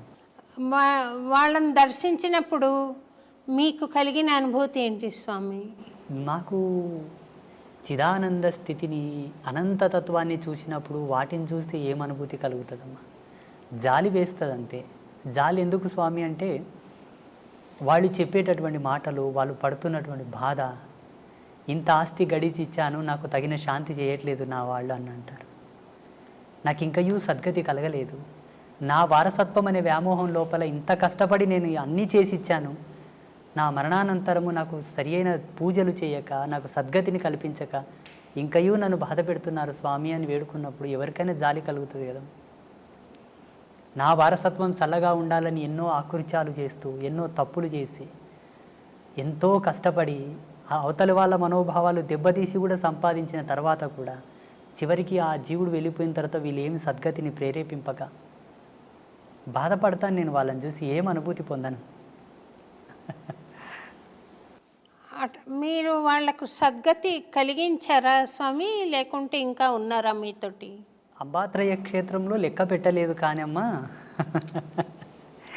ఇప్పటికి శ్రీపీఠంలో గోమాతకు చాలా ఉత్తమమైనటువంటి తంతులతోటి మేము పితృదేవతలకు శాంతి చేస్తాం. మీరు ఇదొక్కటి పట్టుకోవాలి. ఇక్కడ ఉండేటటువంటి భారతదేశంలో ఏ క్షేత్రంలో కూడా అట్లా గోమాతకు పూజా కైంకర్యములు జరగవు. అది జగదంబ యొక్క ప్రేరణని అమ్మ నాకు ఇచ్చిన దర్శనమే. చూడు నాయన, నీ చెంతకు వచ్చి వారికి ఈ విధంగా గోమాతకు కైంకర్యములు జరిపి వారి పితృదేవతల శాంతిని కోరితే ఉత్తరక్షణమే శాంతిస్తారు, వాళ్ళ సంసారంలో ఎన్నో మార్పులు వస్తాయి, వాళ్ళు సుఖ సంతోషాలతో జీవిస్తారు అని. అలా మన పీఠంలో ప్రతి మంగళవారం, శుక్రవారం, పౌర్ణమి, అమావాస్యకు చాలామంది చేస్తూ ఉంటారు. వాళ్ళకి సద్గతి కలుగుతుంది స్వామి.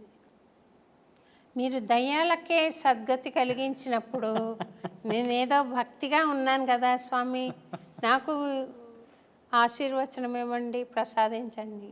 తప్పకుండా. అంటే మీకు ప్రత్యేకంగా నేను ఇవ్వవలసిందైతే ఏమీ లేదు.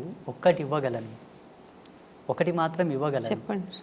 ఆ పరమేశ్వర యొక్క ఆశీర్వాదంతో, భగవంతుని కృపతోటి ఆల్రెడీ మీరు ఈశ్వర ప్రీతిని పొంది ఉన్నారు, భగవత్ కృపను పొంది ఉన్నారు, మీరు ఉత్తమమైనటువంటి ధర్మంలోనే ఉన్నారు. ఇందులో ఏ సందేహం లేదు. అంటే ఇంతకుముందే మనం కాఫీ తాగాము చిన్నగా. కాఫీ తాగిన తర్వాత కూడా దాని రుచిని కోరుతున్నట్టు ఉన్నది మీరు. మీరు కోరకనే కోరి ఉన్నారు. కోరినను దాన్ని కోరనట్లుగానే భావించి మీరు కోరినటువంటి దాన్ని ప్రసాదించడానికి నేను అనుగ్రహిస్తాను. ఈ కెమెరా ముందు వద్దు, అందరు పట్టుకుంటారు మళ్ళీ దాన్ని. అమ్మా స్వామి, అన్నమాచార్యుల వారు 32,000 కీర్తనలు స్వామి మీద రాసిన మహానుభావుడు స్వామి. ఆయనకు 16వ ఏట స్వామి దర్శనమైంది. అప్పుడు స్వామి ఆయనను, నీ తల్లితో పాటు నీ స్వగ్రామానికి వెళ్ళిపో, తాళ్లపాకకి, నువ్వు పెళ్లి చేసుకో అని ఆదేశం ఇచ్చాడని, రోజుకొక సంకీర్తన తక్కువ కాకుండా నా మీద పాడు నువ్వు అని చెప్పాడని చరిత్ర చెబుతుంది స్వామి. ఆ దర్శనం భౌతికంగా అన్నమాచార్యుల వారు చూసారా, లేక జ్ఞాన జ్యోతి స్వరూపమా, ఎటువంటిది స్వామి? నేను సీరియల్ ఒకటి 6 ఎపిసోడ్లు తీశాను స్వామి. సాక్షాత్తు వెంకటేశ్వర స్వామి వచ్చినట్టుగానే చూపించాలి ఇంకా ప్రేక్షకులకి. కానీ ఎటువంటి స్వరూపం అది? ఇట్లా నడుచుకుని వచ్చి ఇలాగే నిలబడ్డా, లేకుంటే కాంతి నిలబడిందా? ఈయన చూసి ఆనంద పరవశం అయ్యాడు కదా, ఏమిటి ఆ తత్వం అని అనుకుంటున్నాను స్వామి.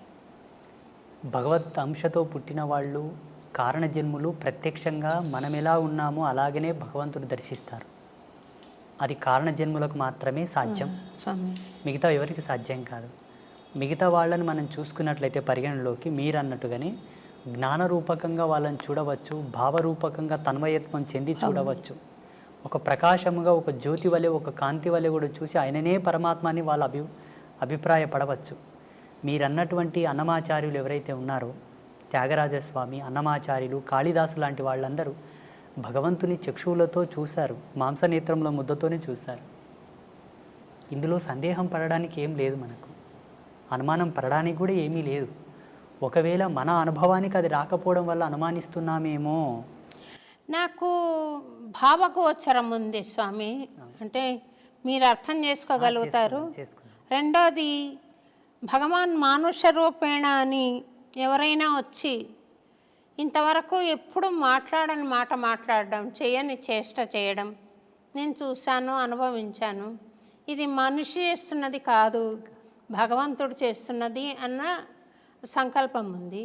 అయితే నేను ఆ మహాభక్తులందరూ చూసినట్టుగా స్వామి ఫ్లెష్ అండ్ బ్లడ్లో వచ్చి నిలబడిన దర్శనం నాకు అవ్వలేదు స్వామి. పాట పాడుకుంటున్నప్పుడు ఒక లౌకిక ఆనందం, ఒక లౌకిక అనుభూతి కలుగుతుంది. ఇంత శరీరం ఉండి కూడా ఈ స్పృహ ఉండదు. అంతవరకు నాకుంది, కానీ నేను స్వామిని భౌతికంగా చూడలేదు స్వామి. పరమాత్మని భౌతికంగా చూడాలన్న కోరిక ప్రపంచంలో అందరికీ ఉంది, జిజ్ఞాసులకు అందరికీ ఉన్నది ఈ కోరిక. నేను యావన్ ప్రజాలోకానికి మీకును ఒక సందేశం ఏమి ఇవ్వదలుచుకున్నానంటే, భగవంతుని ఇలా ప్రత్యక్షంగా మనం చూడాలనుకుంటే మనలాగే అందుకు సరి సమానమైనటువంటి ప్రమాణము మనలో ఉండగలగాలేమో నా అభిమతం ఇది. ఎలా? సంస్కారవంతమైన సంస్కరణతో కూడుకున్నటువంటి జన్మ అయి ఉండవలే, లేదా ఆయన ప్రేరణతో పుట్టినటువంటి కారణ శరీర జన్మనైనా ఉండి ఉండవలే. ఈ రెండిట్లో ఏ ఒక్కటి ఉన్నా ఆయనతో మనం కుశల ప్రశ్నలు వేయవచ్చు, సంభాషించవచ్చు, మాట్లాడవచ్చు. అందుకు సరి సమానమైనటువంటి ధర్మం మనం ఉండగలగాలి, పాత్రత ఉండగలగాలి. అయితే ఇది చాలామంది ప్రేక్షకులు కానివ్వండి, మీరు కానివ్వండి ఏమనుకుంటారంటే, ఆ సందర్భం ఎప్పుడు ఎలా వస్తుంది, ఎన్నవ ఏట వస్తుంది, ఎన్ని సంవత్సరాల తర్వాత వస్తుంది, ఏవి చేస్తే వస్తుంది అని అంటుంటారు. నేను నమ్మిన ధర్మం ప్రకారంగా, జగదంబ నాకు ఇచ్చిన జ్ఞానం ప్రకారంగా ఎన్నో విద్యలతో, మంత్రతంత్రాలతో, యోగమూలాలతో, ఎన్నింటితో వేదాధ్యయన సంధానముతోటి కనుక మనం చేరలేము. ఒకదానితో చేరవచ్చు. మంచి సత్ప్రవర్తన, సత్యశీలత ధర్మము, మంచి భక్తి, నిష్కల్మషమైనటువంటి భక్తి ఉంటే చాలు. అది అన్నమాచార్యుల వారి యొక్క మనసులో ఉన్నది కాబట్టి భగవంతుడు వచ్చి మాట్లాడాడు. ఏ విధముగానంటే, దగదగ మెరిసే కనకమును పక్కన పెట్టిన అయస్కాంతం ఇనుమును మాత్రమే పట్టుకుంటుంది, కనకమును పట్టుకోదు. ఎందుకు పట్టుకోదు? బంగారు స్వభావం. బంగారు దేదీప్యమానంగా వెలుగుతూ ఉన్నా ఏ ప్రకాశం లేని ఇనుమును మాత్రమే అయస్కాంతం పట్టుకుంటుంది, కనకమును పట్టుకోదు. ఎందుకు పట్టుకోదు? మన రాజసము, మన దర్పణము, మన మేడలు, మన బంగ్లా, మన కార్లు, మన బ్యాక్గ్రౌండ్ అంతా కూడా అక్కడ అయస్కాంతం కనకమును పట్టుకున్నట్లనే మనల్ని భగవంతుడు పట్టుకోడు. కాంతి లేకున్నను గుణధర్మాన్ని బట్టి అయస్కాంతం ఇనుమును పట్టుకున్నట్లనే భక్తుడి యొక్క చిత్తశుద్ధిని, స్వామి భక్తిని, సత్యనీరతిని, ఆయన సత్యశీలతను పట్టుకొని భగవంతుడు దిగివచ్చి వాళ్ళతో మాట్లాడతాడు, కౌగిలించుకుంటాడు. పండరిపుర క్షేత్రంలో సతీ సక్కుబాయి, తుకారం, నామ్దేవ్, ఏక్నాథ్ వీళ్ళందరూ కూడా భగవంతునితో కూర్చొని మాట్లాడారు. ఆయనకు గోరుముద్దలు తినిపించారు పాండురంగానికి. అక్కడ సజీవ సాక్ష్యాలు ఉన్నాయి పండరిపుర క్షేత్రంలో ఇప్పటికీ. నాకు ఆ యోగం ఉందా స్వామి? పరమేశ్వరీచ్చ. ఈ కెమెరాల ముందు అವೆಲ್ಲ మనం చెప్పకూడదు. నేను చెబుతాను మీకు ఆ యోగం ప్రసాదించుటకు, మీరు చూసుటకు గల భాగ్యం ఏంటన్నది ఇది ఆఫ్ అయిన తర్వాత చెప్తాను. నాకు ఇంతవరకు అయితే ఆ స్వామి నా తండ్రి కొడుకుగా భావించుకుంటాను స్వామి. మనకు గీతాచార్యుడు ఒక ప్రమాణం ఇచ్చాడు. అర్జున, చూడగలిగిన వారు ఎవరైనాను నన్ను చూడవచ్చు, చూడగల మనసుంటే చాలు, చూడగలగాలని ఒక ఆశ ఉంటే చాలు, అలా చూడవచ్చు అని. అప్పుడు ధృతరాష్ట్ర మహారాజు ఒక మాట అన్నాడు, ప్రభు నాకు చూసుటకు యోగ్యత లేదు, నేను అంధుడను, నాకు చూపించండి తండ్రి అంటే తన శక్తిని ధృతరాష్ట్రునికి ఇచ్చి పరమాత్మ దర్శనం చేయించాడా లేదా? మీరు కోరుతున్నది కూడా ఒక ధర్మమే. ఇచ్చు యోగ్యులు ఎవరున్నానో మీకు ఆ ప్రసాదం ఇవ్వగలరు, ఆ దర్శనం చేయించగలరు. మీ అనుభవంలో అది చూసి ప్రజాలోకానికి మీరు మెసేజ్ ఇవ్వండి. ఫలానా శ్రీ శ్రీ శ్రీ ఆదిత్య పరాశ్రీ స్వామి నా జీవితంలో నేను కోరగా భగవంతుని నాకు దర్శనం గావించాడు అని మీరు సెలవియ్యండి. తప్పకుండా చెప్తాను స్వామి. ఇన్ని కెమెరా సాక్షిగానే ఇన్ని మంచి మంచి విషయాలు తెలుపుతున్నారు కదా స్వామి, తెలియజేస్తున్నారు. నేను చెప్పేది అవసరమా? వాళ్ళు నేను తెలుసుకుంటున్నానని చెప్పకనే తెలుసుకుంటున్నారు. కానీ నాకు దర్శనమైనప్పుడు మటుకు తప్పకుండా తెలియజేస్తాను స్వామి. నేను ఈ కెమెరా ఆఫ్ అవ్వగానే అందుకు సంబంధించిన మూలాలు నేను వివరిస్తాను మీకు. మీరు తప్పకుండా చేసుకుంటారు అన్న నమ్మకం నాకుంది. సంతోషం మీ స్వామి. లక్ష్యంగా అది మిగిలిపోయి ఉన్నది. స్వామివారు మమ్మల్ని ఇక్కడ పిలిపించారని నేను భావిస్తున్నాను. సంతోషం స్వామి. ఈ ఏమాత్రము భయము భక్తి లేకుండా నాకు ఇక్కడ కన్నా అక్కడ డబ్బు ఎక్కువ వస్తుంది, అక్కడ కన్నా అక్కడ డబ్బు ఎక్కువ వస్తుందని కొంతమంది స్వామి సేవకులు ప్రవర్తిస్తూ ఉంటారు స్వామి. నాకు ఒక స్టూడెంట్ ఆ అమ్మాయి అడిగింది, స్వామిని చూసి భయపడలేదా స్వామి మేడం వాళ్ళు అని. ఎందుచేతనని ఇట్లా భగవంతుడు ఒక వ్యాపార వస్తువు అయిపోయినాడు? ఎందుచేత? వాడి సంకల్పం ఉంటే అది జరగదు కదా స్వామి. ఇట్లా ఎందుకు? అలాంటి వాళ్ళ పూజలు ఎందుకు? అలాంటి వాళ్ళ అర్చనలు ఎందుకు ఆయనకు? ఆయన అనుకుంటే మంచి వాళ్ళని ఏర్పాటు చేసుకోలేరా? తిరుపతిలో ఏవేవో జరుగుతున్నాయని ఒక వినికిడి, ఎందుకు అలా జరిపించుకుంటున్నాడు? ఆయన జగజ్జనకుడు, యావత్ ప్రపంచానికి చక్రవర్తి, విశ్వానికి చక్రవర్తి. ఆయన అనుకుంటే చేయలేనిదేముంది స్వామి? ఎందుకు ఈ జగన్నాటకము ఆడుతున్నాడు? దీనికి ఏమైనా పరమార్థం ఉందా? ఈ సృష్టికి ఒక కారణం ఉందా? ఎందుకు ఇలా జగన్నాటకం సాగుతోంది అనే దానికి? సమస్త జీవరాశుల యొక్క దాహం తీర్చేది జలం, నీళ్లు. శుద్ధమైనటువంటి నీళ్లతో కూడుకున్న ఒక కొలను ఉన్నది. ఆ కొలనులో అందరూ దాహం తీర్చుకోవలసినని ఒక అవకాశం ఉన్నది. మిగతా జీవరాశులు, మానవాళి అంతా కూడా. అందులో బుద్ధిమంతులు తగినన్ని నీళ్లు తాగి పక్కకు వస్తారు. అజ్ఞానులు నీళ్లు తాగుటయే కాక కాళ్ళు చేతులు కడుక్కుంటారు. మూర్ఖులు కాళ్ళు చేతులు కడుక్కోవడం కాకుండా దాంట్లో ఈత కొడుతూ ఆ నీళ్లను ఒండ్రు చేసేసి ఎవరికి తాగకుండా పనికి రాకుండా చేసేస్తుంటారు. దానికి తగినటువంటి పరిణామం కూడా వాళ్ళు అనుభవించాలి, తప్పదు. ఇది జగత్ సత్యం. ఈ ప్రపంచంలో ఏ అవస్థతోనైనా దేనితోనైనా ఆడుకోనవచ్చును, ఏ బంధంతోనైనా ఆడుకోనవచ్చును, కానీ భగవద్బంధంతో ఆడుకోకూడదు. భగవంతుడు ఆట కాదు, అనుభూతి. భగవంతుడు వ్యాపారం కాదు, పరమ భక్తి. అక్కడ వ్యాపారం మొదలైంది, ఆట మొదలైందంటే జీవితానికి వచ్చేటటువంటి అనర్థాన్ని కూడా అనుభవించాలి. జాగ్రత్త, ఇది సత్యం. ఆ మాత్రం విషయ జ్ఞానం లేకుండా ప్రవర్తిస్తున్నారంటే వారు కలియుగంలో ఉన్న రాక్షసులే, ఈ కలియుగంలో నడయాడుతున్న రాక్షసులు. భగవంతుడు దిగివచ్చి వాళ్ళకు జ్ఞానం చేసి వాళ్ళని సన్మార్గంలోకి తీసుకురావచ్చు కదా స్వామీజీ అని మీరు అనుకునవచ్చును. భగవంతుని శక్తిని ఈ పామరులతో తూలనాడబడదు. వాళ్ళకు జ్ఞానం కలిగించి వాళ్ళని యథాతథంలోకి తీసుకురావడానికి భాగవతులు ఉన్నారు. ఆయన సేవతో ఆయన నామాన్ని ప్రచారం చేస్తున్నట్టు పుణ్యాత్ములు ఉన్నారు. వాళ్ళు తీసుకురావాలి.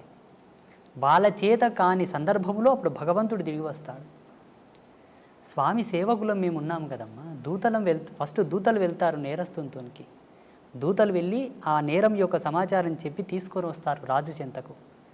ఆయన రాకపోతే రాజు దిగి వస్తాడు. ఇప్పుడు తిరుమల క్షేత్రంలో జరుగుతున్నటువంటి ప్రతి అనర్థము అక్కడ వాస్తవంగా చాలా తప్పులు జరుగుతున్నాయి. తిరుమలలో చాలా వికృతాలు కూడా జరుగుతూ ఉన్నాయి. ఎటువంటివి జరుగుతున్నాయి అంటే మాలాంటి ధర్మపరులు కూడా అక్కడ వెళ్ళడానికి ఆలోచించాల్సి వస్తుంది. ఇప్పుడు ప్రస్తుతం మొన్ననే వెళ్ళొచ్చాను నేను. ఇవి జరగడానికి గల కారణం ఏంటంటే రాజకీయ దౌర్బల్యం. స్వామివారికి రాజకీయపు హక్కులు కలిగించారు కాబట్టి అక్కడ ఇవి జరుగుతూ ఉన్నాయి. అవి తొలగాలి.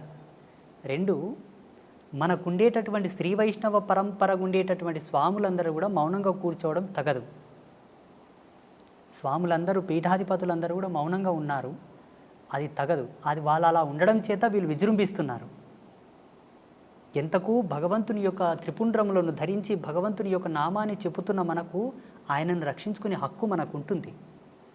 మన తల్లిదండ్రుల మీదకి ఎవరన్నా వస్తే మనం ఊరకుంటామా? ఊరక ఉండము కదా, తిరగబడతాం.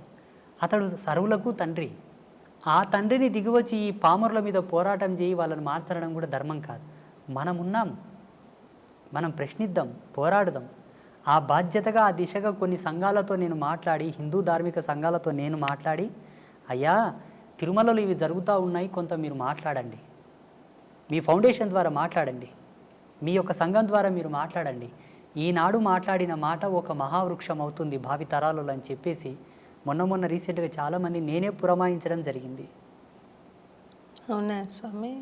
ఇప్పటికీ నేను అక్కడ తిరుమల వెళ్ళినప్పుడు స్వామివారిని చూసిన వెంబడి అక్కడ ఏమి పొరపాట్లు జరుగుతున్నాయో పట్టుకుంటాను నేను. భక్తులకు కానీ, పుష్కరిణిలో కానీ, స్వామివారి సేవలో కానీ ఆచార్య సమూహం చేసేటటువంటి తప్పులు కూడా పట్టుకుంటాను నేను. జగదంబ ఆ జ్ఞానం ఇచ్చింది కాబట్టి స్వామివారు ఆ బాధ్యత మాలాంటి వారి యొక్క మదిలోకి తీసుకొస్తాడు. దైవం మానుష రూపేణ అని మీరే అన్నారు కదమ్మా. సమబుద్ధితో పోరాటం భగవంతుడు చేయవలే. ఇక్కడ ఉండేటటువంటి మానవుని శక్తి భగవంతుని శక్తి సమమా? కాదు. ఆయన పోరాడవలసింది, కాపాడవలసింది చాలా ఉంది. అనేక కోటాను కోట్ల బ్రహ్మాండాలను అధిపతిగా పరిపాలించు స్వామిని, ఈ భూమిలో మనమెంత, మన మీద ఆయన పోరాటానికి రావడం ఏమిటి? తిరుమల తిరుపతి దేవస్థానం వారు మీ బోటి ఆధ్యాత్మికవేత్తల సూచనలు గ్రహించి అక్కడ పవిత్రతను నెలకొల్పితే బాగుంటుందని నేను కూడా భావిస్తున్నాను స్వామి. తప్పకుండా మనకు ఆగమశాస్త్రం ప్రకారంగా అక్కడ వైఖానస సాంప్రదాయం ప్రకారంగా స్వామివారికి పూజలు జరుగుతూ ఉన్నాయి స్వామి. అయినప్పటికీ ఆ పరంపరను అలాగే కొనసాగిద్దాము.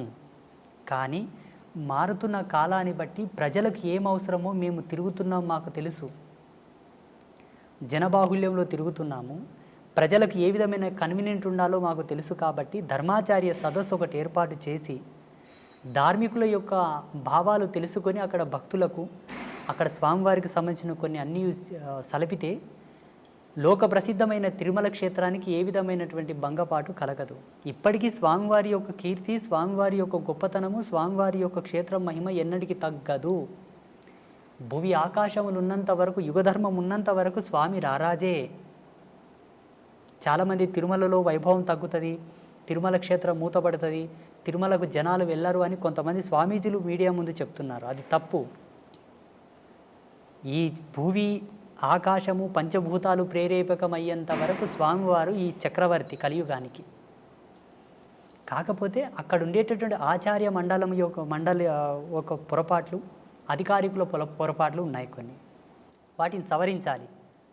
స్వామి నాకొక అలవాటో యావానాలో తెలియదు కానీ నేను చిన్నతనంలో అంటే మరీ చిన్నదాన్ని కూడా కాదు, 25 ఆ ఏళ్ళప్పుడు గుడికి వెళ్ళి నమస్కారం చేస్తూ పూజారి దృష్టి కొంచెం మరల్చగానే గర్భగుడిలోకి వెళ్ళిపోయి పాదాలు పట్టుకొని నమస్కారం చేసి వచ్చేదాన్ని. వాళ్ళు కోప్పడేవాళ్ళు, స్వామి ఏమ్మా మీకు కూడా చెప్పాలా అని నన్ను కోప్పడేవాళ్ళు. నేను పట్టించుకోకుండా స్వామిని స్పృశించి నమస్కారం చేయాలి అన్న ఒక బలమైన కోరిక ఉండేది స్వామి. నేను శ్రీరంగంలో సమాశ్రయణం తీసుకున్నాను. అదైన తర్వాత తిరువళ్ళరై అనే ఒక ప్లేస్ ఉంది కదా స్వామి, ఇప్పుడు ఏదో మళ్ళీ జనసమ్మర్దం అంతా ఉందంట కానీ నేను మా ఆయన సమాశ్రయణం చేసుకొని మా గురువు గారు అక్కడికి వెళ్ళి ఒకసారి దర్శనం చేసుకొని రండి అంటే వెళ్ళాం. ఒక్క పిట్ట లేదు స్వామి, అంత పెద్ద గుడిలో ఒక్క పిట్ట లేదు. అయితే చిన్న ఇల్లు ఉంది ఇంతది. వెళ్ళి మా ఆయన తలుపు తడితే అర్చక స్వామి బయటికి వచ్చారు. మేము ఇట్లా వచ్చామంటే నేను వస్తాను పదండి అని ఆయన వచ్చారు. వచ్చి నేను మా ఆయనకు చెప్పాను, ఈ స్వామిని ముఖమంటపంలోకి తీసుకెళ్ళి మాట్లాడతావా అని. ఆయన తీసుకొని వెళ్ళి ముఖమంటపంలో మాట్లాడుతున్నారు. నేను చేసినది నేరమో మరి మంచిదో తెలియదు కానీ గర్భగుడిలోకి వెళ్ళిపోయి ఆయన పుండరీకాక్ష స్వామి చక్రం ప్రయోగిస్తున్న పోజ్లో ఉన్నారు. ఆయన కాళ్ళు పట్టుకుని చాలాసేపు ప్రార్థన చేసుకుని ఒక 5 నిమిషాల పాటు అంతరాలయంలోకి వచ్చి కూర్చుని పొడగంటి మయ్యామిమ్ము పురుషోత్తమ అని పాడాను. ఆ పాట పాడంగానే ఆ ముఖమంటపం చాలా దూరం, చాలా పెద్ద టెంపుల్ కదా స్వామి. ఆయన ఇలాగొచ్చి అరవన్లో చెప్తున్నాడు, స్వామి రొమ్మ నల్లా పాడినారా అని, చాలా బాగుంది, నాకు సంతోషమైంది, ఇంకోటి పాడతావా అని అడిగాడు. ఆ మాట్లాడుతున్నప్పుడు ఇది అర్చక స్వామి కాదు మాట్లాడేది, ఆ పుండరీక స్వామి మాట్లాడుతున్నాడు నాతో అనే భావన నాకు కలిగింది. అది నేను చేసింది నేరమా లేక అది క్రమశిక్షణ ప్రకారంగా చూస్తే అలా నేను ఇప్పుడు నా గుళ్ళోకి, ఇప్పుడు మేము చేసిన గుడిలోకి మేము వెళ్ళాము స్వామి. అర్చక స్వామి లోపలికి వెళ్ళి పూజ చేస్తూ ఉంటాను. ఆ కళలు అప్పచెప్పక ముందు కుర్చీ వేసుకొని లోపల కూర్చున్నాను నేను. కానీ కళలు అప్పచెప్పిన తర్వాత లోపలికి వెళ్ళే అవకాశం లేదు. కానీ చిన్నతనంలో అప్పుడు ఏ గుడికి వెళితే అక్కడికి వెళ్ళిపోయి ఇట్లా పట్టుకునే ఒక ఇది ఉండేది. అది ఏమన్నా దోషమా స్వామి? అది నన్ను ఏమన్నా వెంటాడే అవకాశం ఉందా? మీకు భగవంతుని యందు ఉండే అనురక్తి, భగవంతునితో మీకు ఉండేటటువంటి బంధం, ఆ ప్రేరణ అందరికి కలగదు. కలిగినా కొందరికి భయం ఉండి, కలిగినా కొందరికి కొంత భేదం ఉండి కూడా పోలేకపోతారు. చాలామందికి ఈ ఇష్టం ఉంటుంది. ఏవీ లేకుండా మీరు వెళ్ళి పట్టుకున్నారు చూసారా, అది మీకే తగింది, మీ యొక్క గొప్పతనం. అది దోషంగా పరిగణించవలదు, దాని దోషంగా చూడవలదు. అది పుణ్యం, సుకృతం, మీ అదృష్టం. మా అమ్మ అన్నది స్వామి, మీరు శ్రీ ఎట్లెళ్ళావే అంత స్వామి దగ్గరికి అట్లా గర్భగుళ్ళకి, మా అమ్మ అన్నది నన్ను. శ్రీవారి చరణములను స్పృశించారా?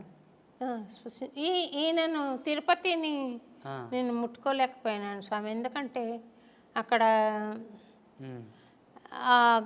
గడప దాకా వెళ్ళాను.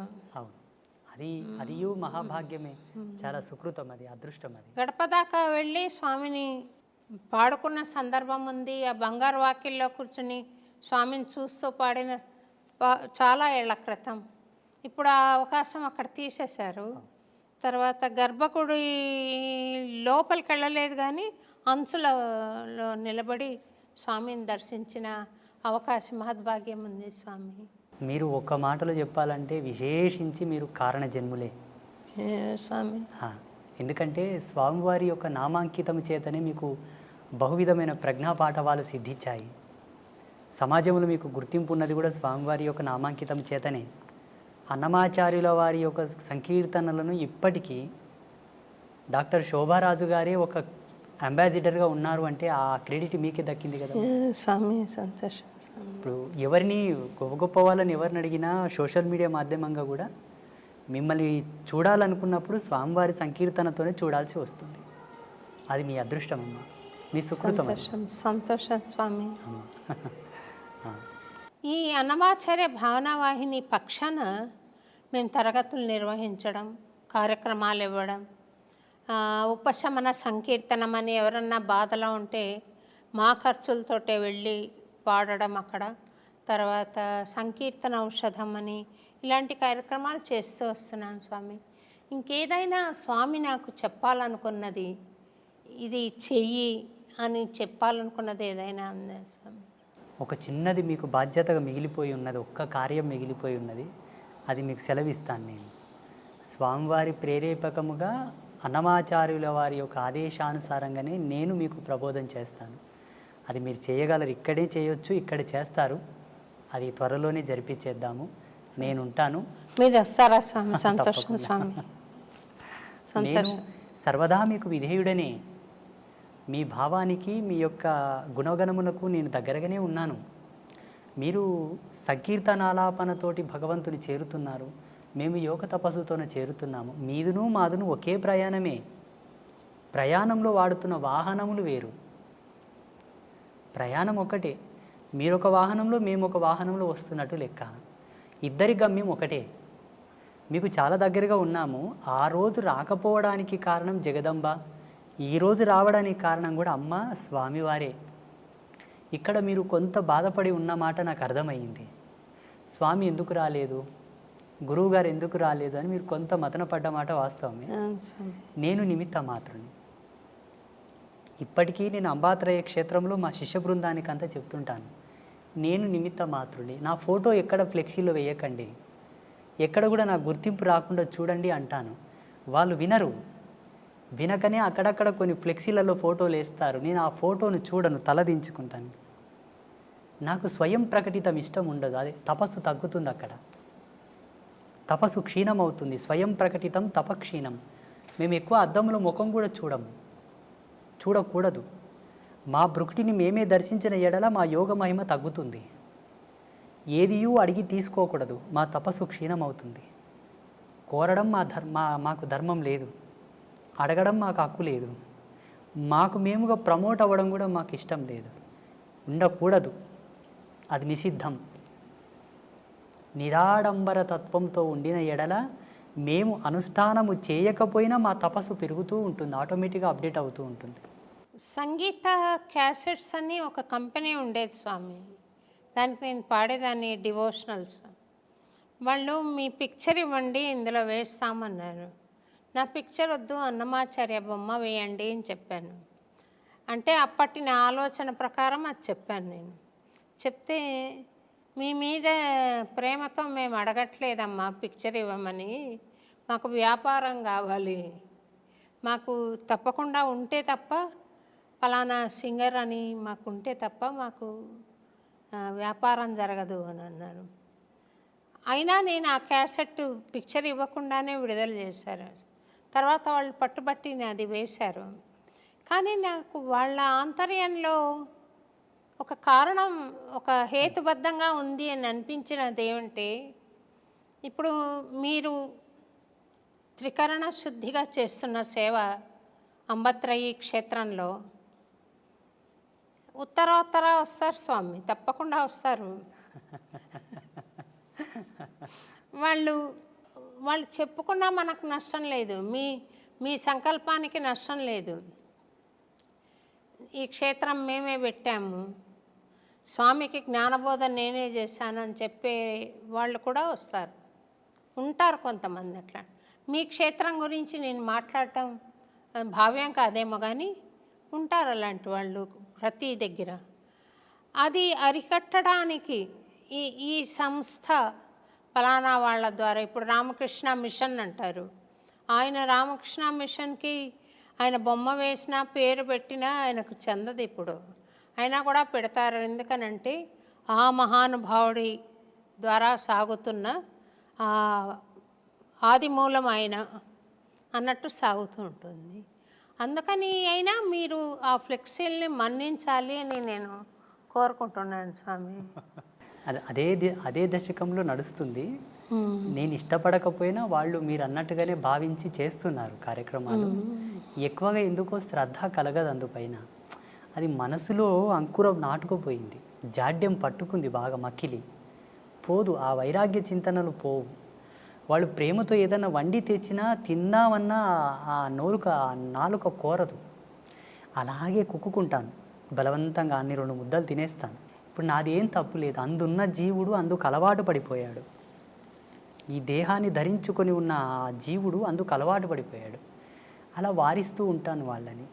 చూడండి, ఇది లోక కళ్యాణం కొరకు స్థాపితమైన క్షేత్రము, ఆడంబరాల కొరకు స్థాపన కాలేదు అని వాళ్ళని అట్లా వారిస్తూ ఉంటాను. ఎందుకంటే వాళ్ళలో కూడా జాగరూకత ఉండాలని, ఆ భద్రతా భావం ఉండాలని, ఎక్కడ కూడా ధర్మాన్ని తప్పొద్దు, ఇది ఆడంబర క్షేత్రంగా మనం క్రెడిట్ కావద్దు అన్న ఒక భావన. ఎద్దులను ఎప్పుడెప్పుడు అలిస్తూ నాగలి సాటికుండా పోయేటట్టు ఎలా అలిస్తాడో రైతు, అలాగనమాట. వేస్తారు వాళ్ళు, ఫోటో వేస్తారు. అంటే నాబోటి వాళ్ళకు కూడా వీడియో పైన చూడంగానే ఇది స్వామి వీడియో అని మీ పిక్చర్ ఉంటే త్వరగా తెలుస్తుంది స్వామి. వాస్తవంగా ఇప్పటి వరకు ఆ యూట్యూబ్ ఏంటి, దాంట్లో ఏం పెడుతున్నారు ఇంతవరకు నేను చూడలేదమ్మా, నాకేమీ తెలియదు. మంచి విషయాలు వచ్చాయి స్వామి, మీరు చెప్పడం మూలాన చాలా మంచి విషయాలు బయటికి వచ్చాయి. కొన్ని దుర్మార్గాలను కూడా మీరు నిరసించారు, ఇది కరెక్ట్ కాదని. అది చాలా బాగుంది స్వామి, ముక్కుసూటిగా చెప్పారు కొన్ని విషయాలు. బాగుంది స్వామి, యూట్యూబ్లో మీరు మాట్లాడిన విషయం చాలా బాగుంది.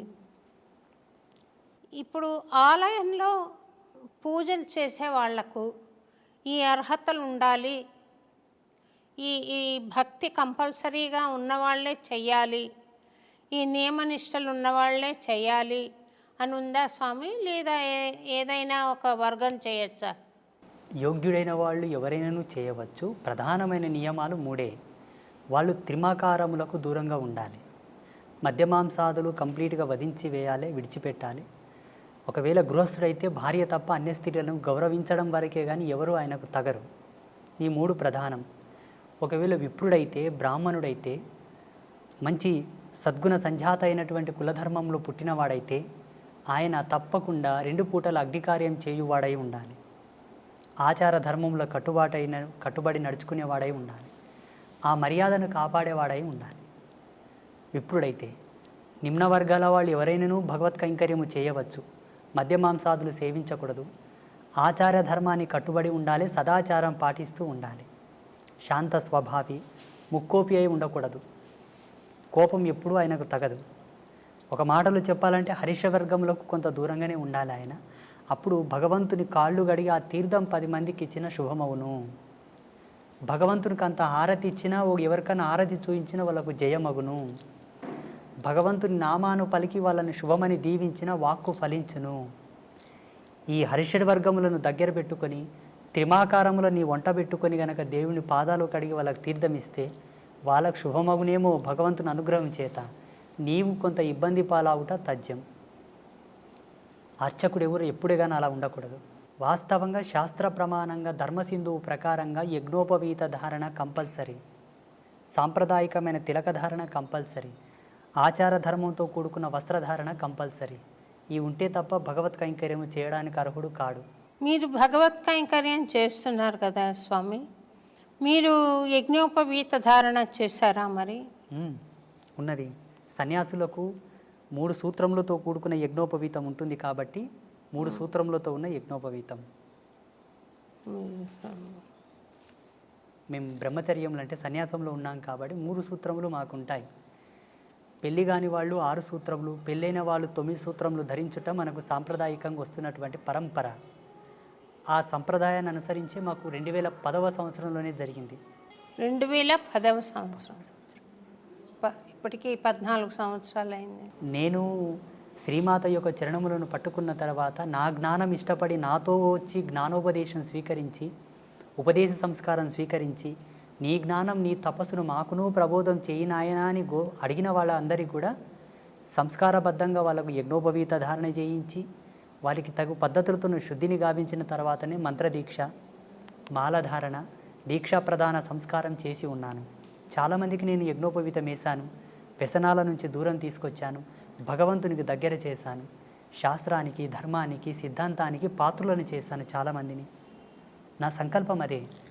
అంటే ఏ వర్గమైనా మీరు స్వీకరించి చేశారా స్వామి?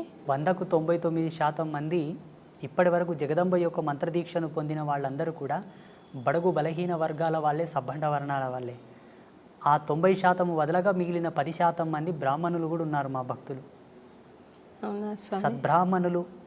సద్బ్రాహ్మణులు విశిష్ట పరంపరానుగతంగా ఉండేవాళ్ళు కూడా వచ్చి, అయ్యా మీరు చెబుతున్న మాట ఈశ్వర ప్రమాణంగా ఉన్నది, మాకు పూర్వపు గురువులు ఉన్నప్పటికీ మీ చేత ఏదో పొందదలిచాము, ఏదని అనుగ్రహించండి అన్నారు.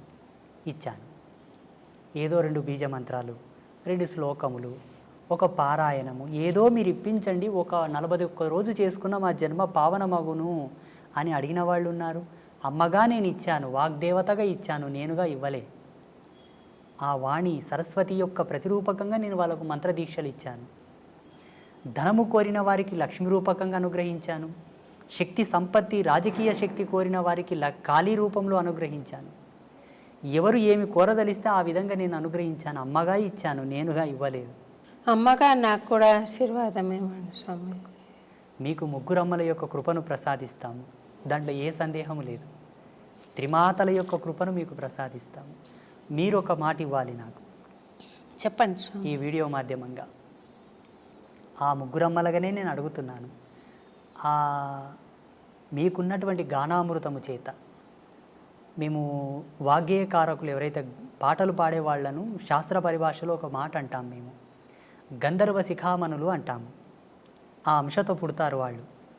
మీరు అదే అంశతో జన్మించారు కాబట్టి ఈశ్వర ప్రీతి పొందుటకు వాళ్ళు తొందరగా ఆ పాత్రత పొందిన వారయ్యే పుడతారు.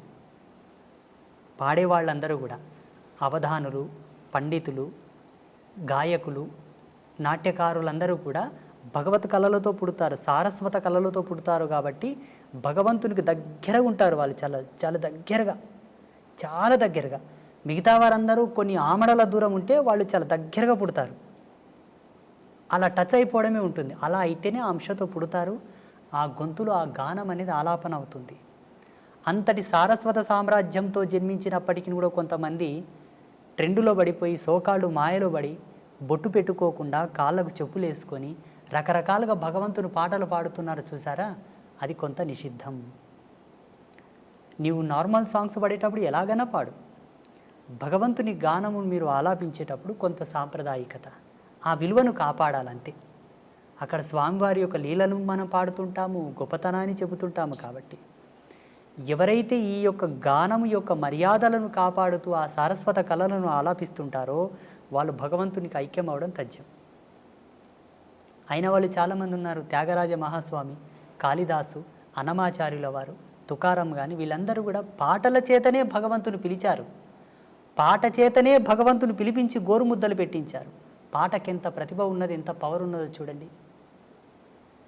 మేము ఆధ్యాత్మిక వారసత్వంలో ఒక మాట చెప్పుకుంటాం స్వామీజీలం, మంత్రములు కోటు సంధించినను రాని భగవంతుడు ఒక్క పాట చేత వచ్చునట. పాటకంత మాధుర్యం ఉంది, అంత పారవశ్యం ఉన్నది. మంత్రానికి రూఢీ ఛందస్సు ఉంటుంది. ఆ ఛందస్సును అనుసరించే భగవంతుని ఆకర్షించగలదు. పాటకు రూఢీ ఛందస్సు లేదు, ఎక్స్ప్రెస్ వే. ఆ గానమునకు అలా లయను శృతిని కలిపి పాడగలిగితే ఈశ్వరుని యొక్క హృదయమును ద్రవింపజేసి పరవశింపగలదు, పిలవగలదు. అలా మనసు పెట్టి పాడాలి. అదే ఛందస్సును అనుసరించి అంబాత్రయ క్షేత్రంలో కొలువుదీరినటువంటి ముగ్గురమ్మలకు మీరు ఒక పాటను పాడి మాకు ప్రసాదించాలి. మహాప్రసాదం స్వామి, తప్పకుండా. మేము అంబాత్రయ క్షేత్రంలో పద్మశ్రీ డాక్టర్ శోభారాజు గారు పాడిన పాటను ఒక శిలాపలకంను రచిస్తాం. అక్కడ ఆ పీఠం మీద ఎవరో చిన్న చిన్న వాళ్ళు భజన సంకీర్తనలు పాడారు, కొన్ని తత్వగీతములు పాడారు, ఇంకా కొన్ని పాటలు పాడారు. కానీ ప్రాముఖ్యతను వహించినటువంటి సంగీత గానామృతము మీ చేత రావాలన్నది మా కోరిక. తప్పకుండా వస్తాను స్వామి, తప్పకుండా చేస్తాను స్వామి. నేను మొన్న వచ్చినప్పుడు కూడా ఒక అమ్మవారికి నివేదన చేశాను ఒకటి. చాలా అద్భుతంగా ఆ రోజు మీరు పాడుతుంటే మేము ఎక్కడనో కనెక్ట్ అయిపోయాము ఆ పాటకు. తప్పకుండా వస్తాను స్వామి. నేను అక్కడ విశేషమైన రోజు ఒకటి చెప్పండి, ఆ రోజు వచ్చి నేను అక్కడ పాడి మీకు అది ఆడియో ఫైల్ కూడా మీకు ఏర్పాటు చేస్తాను స్వామి. నేను తప్పకుండా అమ్మా. చాలా సంతోషం అమ్మ, ఈరోజు మీరు మమ్మల్ని పిలవడం, ఈ అన్నమయ్య పురానికి నేను రావడం నా అదృష్టంగా కూడా కొంత భావిస్తాను. నేను సంతోషం. ఎంత భగవంతుని సేవ చేసేవాడినన్నా ఒక శరీరంతో ఉన్నాను కాబట్టి దీనికి కొంత ధర్మం ఉంటుంది, దీనికి కొంత ధర్మం ఉంటుంది. ఆ ధర్మాన్ని బట్టి నాకును ఇది అదృష్టంగానే భావిస్తాను.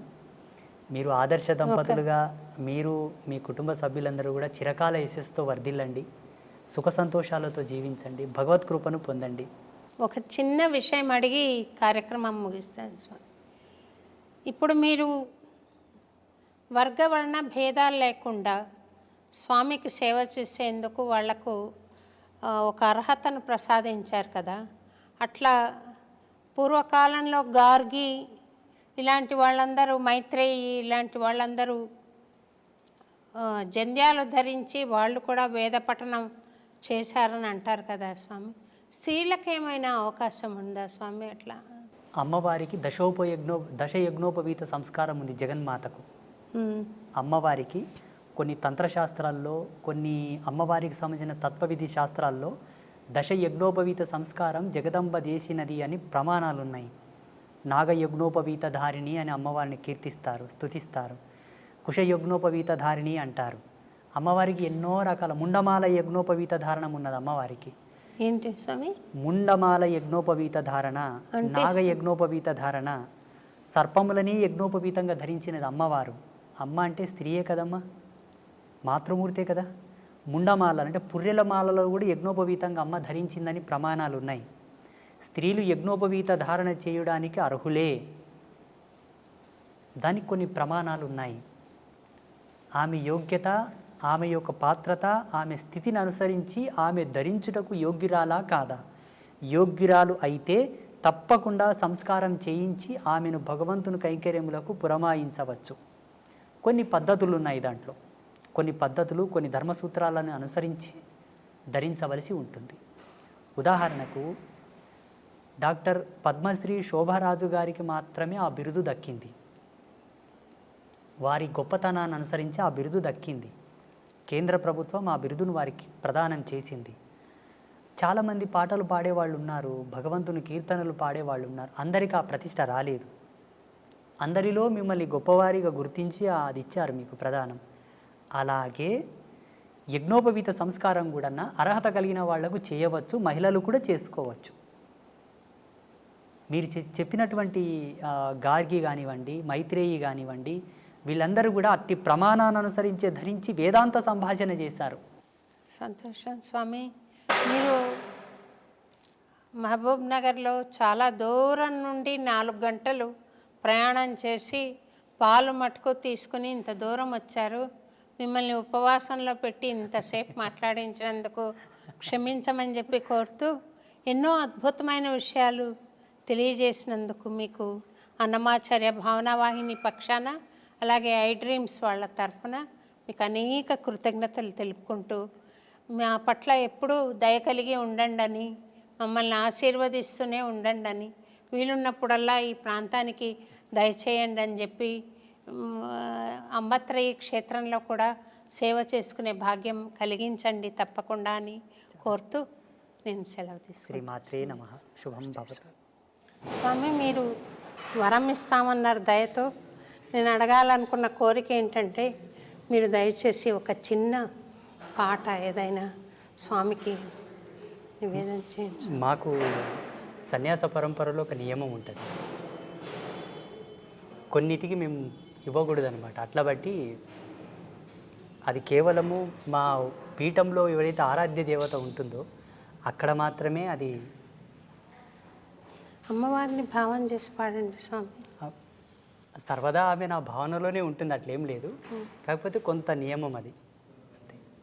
పాడకూడదని కాదు, పాడరాదని కాదు, కానీ అమ్మ యొక్క ఆదేశం అనుకోండి. అక్కడ కొంచెం దయచేసి ఈ విషయంలో మీరేం తప్పు అని. ఒక చిన్నది అనండి స్వామి. ఇది అంబత్రయ క్షేత్రమే అనుకోండి స్వామి. తప్పకుండా అమ్మనే ఇక్కడ, అంబత్రయ క్షేత్రం. అమ్మనే ఇక్కడ నాకు కనిపించింది. అదే ఆర్తితో అమ్మకు ఒక చిన్న పాట అనండి స్వామి. అదే ఈ దీక్షను మళ్ళీ ఇంకా మీరు విరమించవద్దు. ఒక చిన్న పల్లవి ఒకటి అనండి. ఆ ఆర్తిని నా పాటగా మీరు ఒకసారి మీరే చెప్పండి ప్రేక్షకులకు. మీరు ఒక చిన్న మాట మీరు చెప్పండి. అంబికే జగదంబికే అభయాంబికే మదంబికే అంబికే జగదంబికే అభయాంబికే మదంబికే పాహి పాహి పాహి కరుణాం దేహి దేహి దేహి పాహి పాహి పాహి కరుణాం దేహి దేహి దేహి.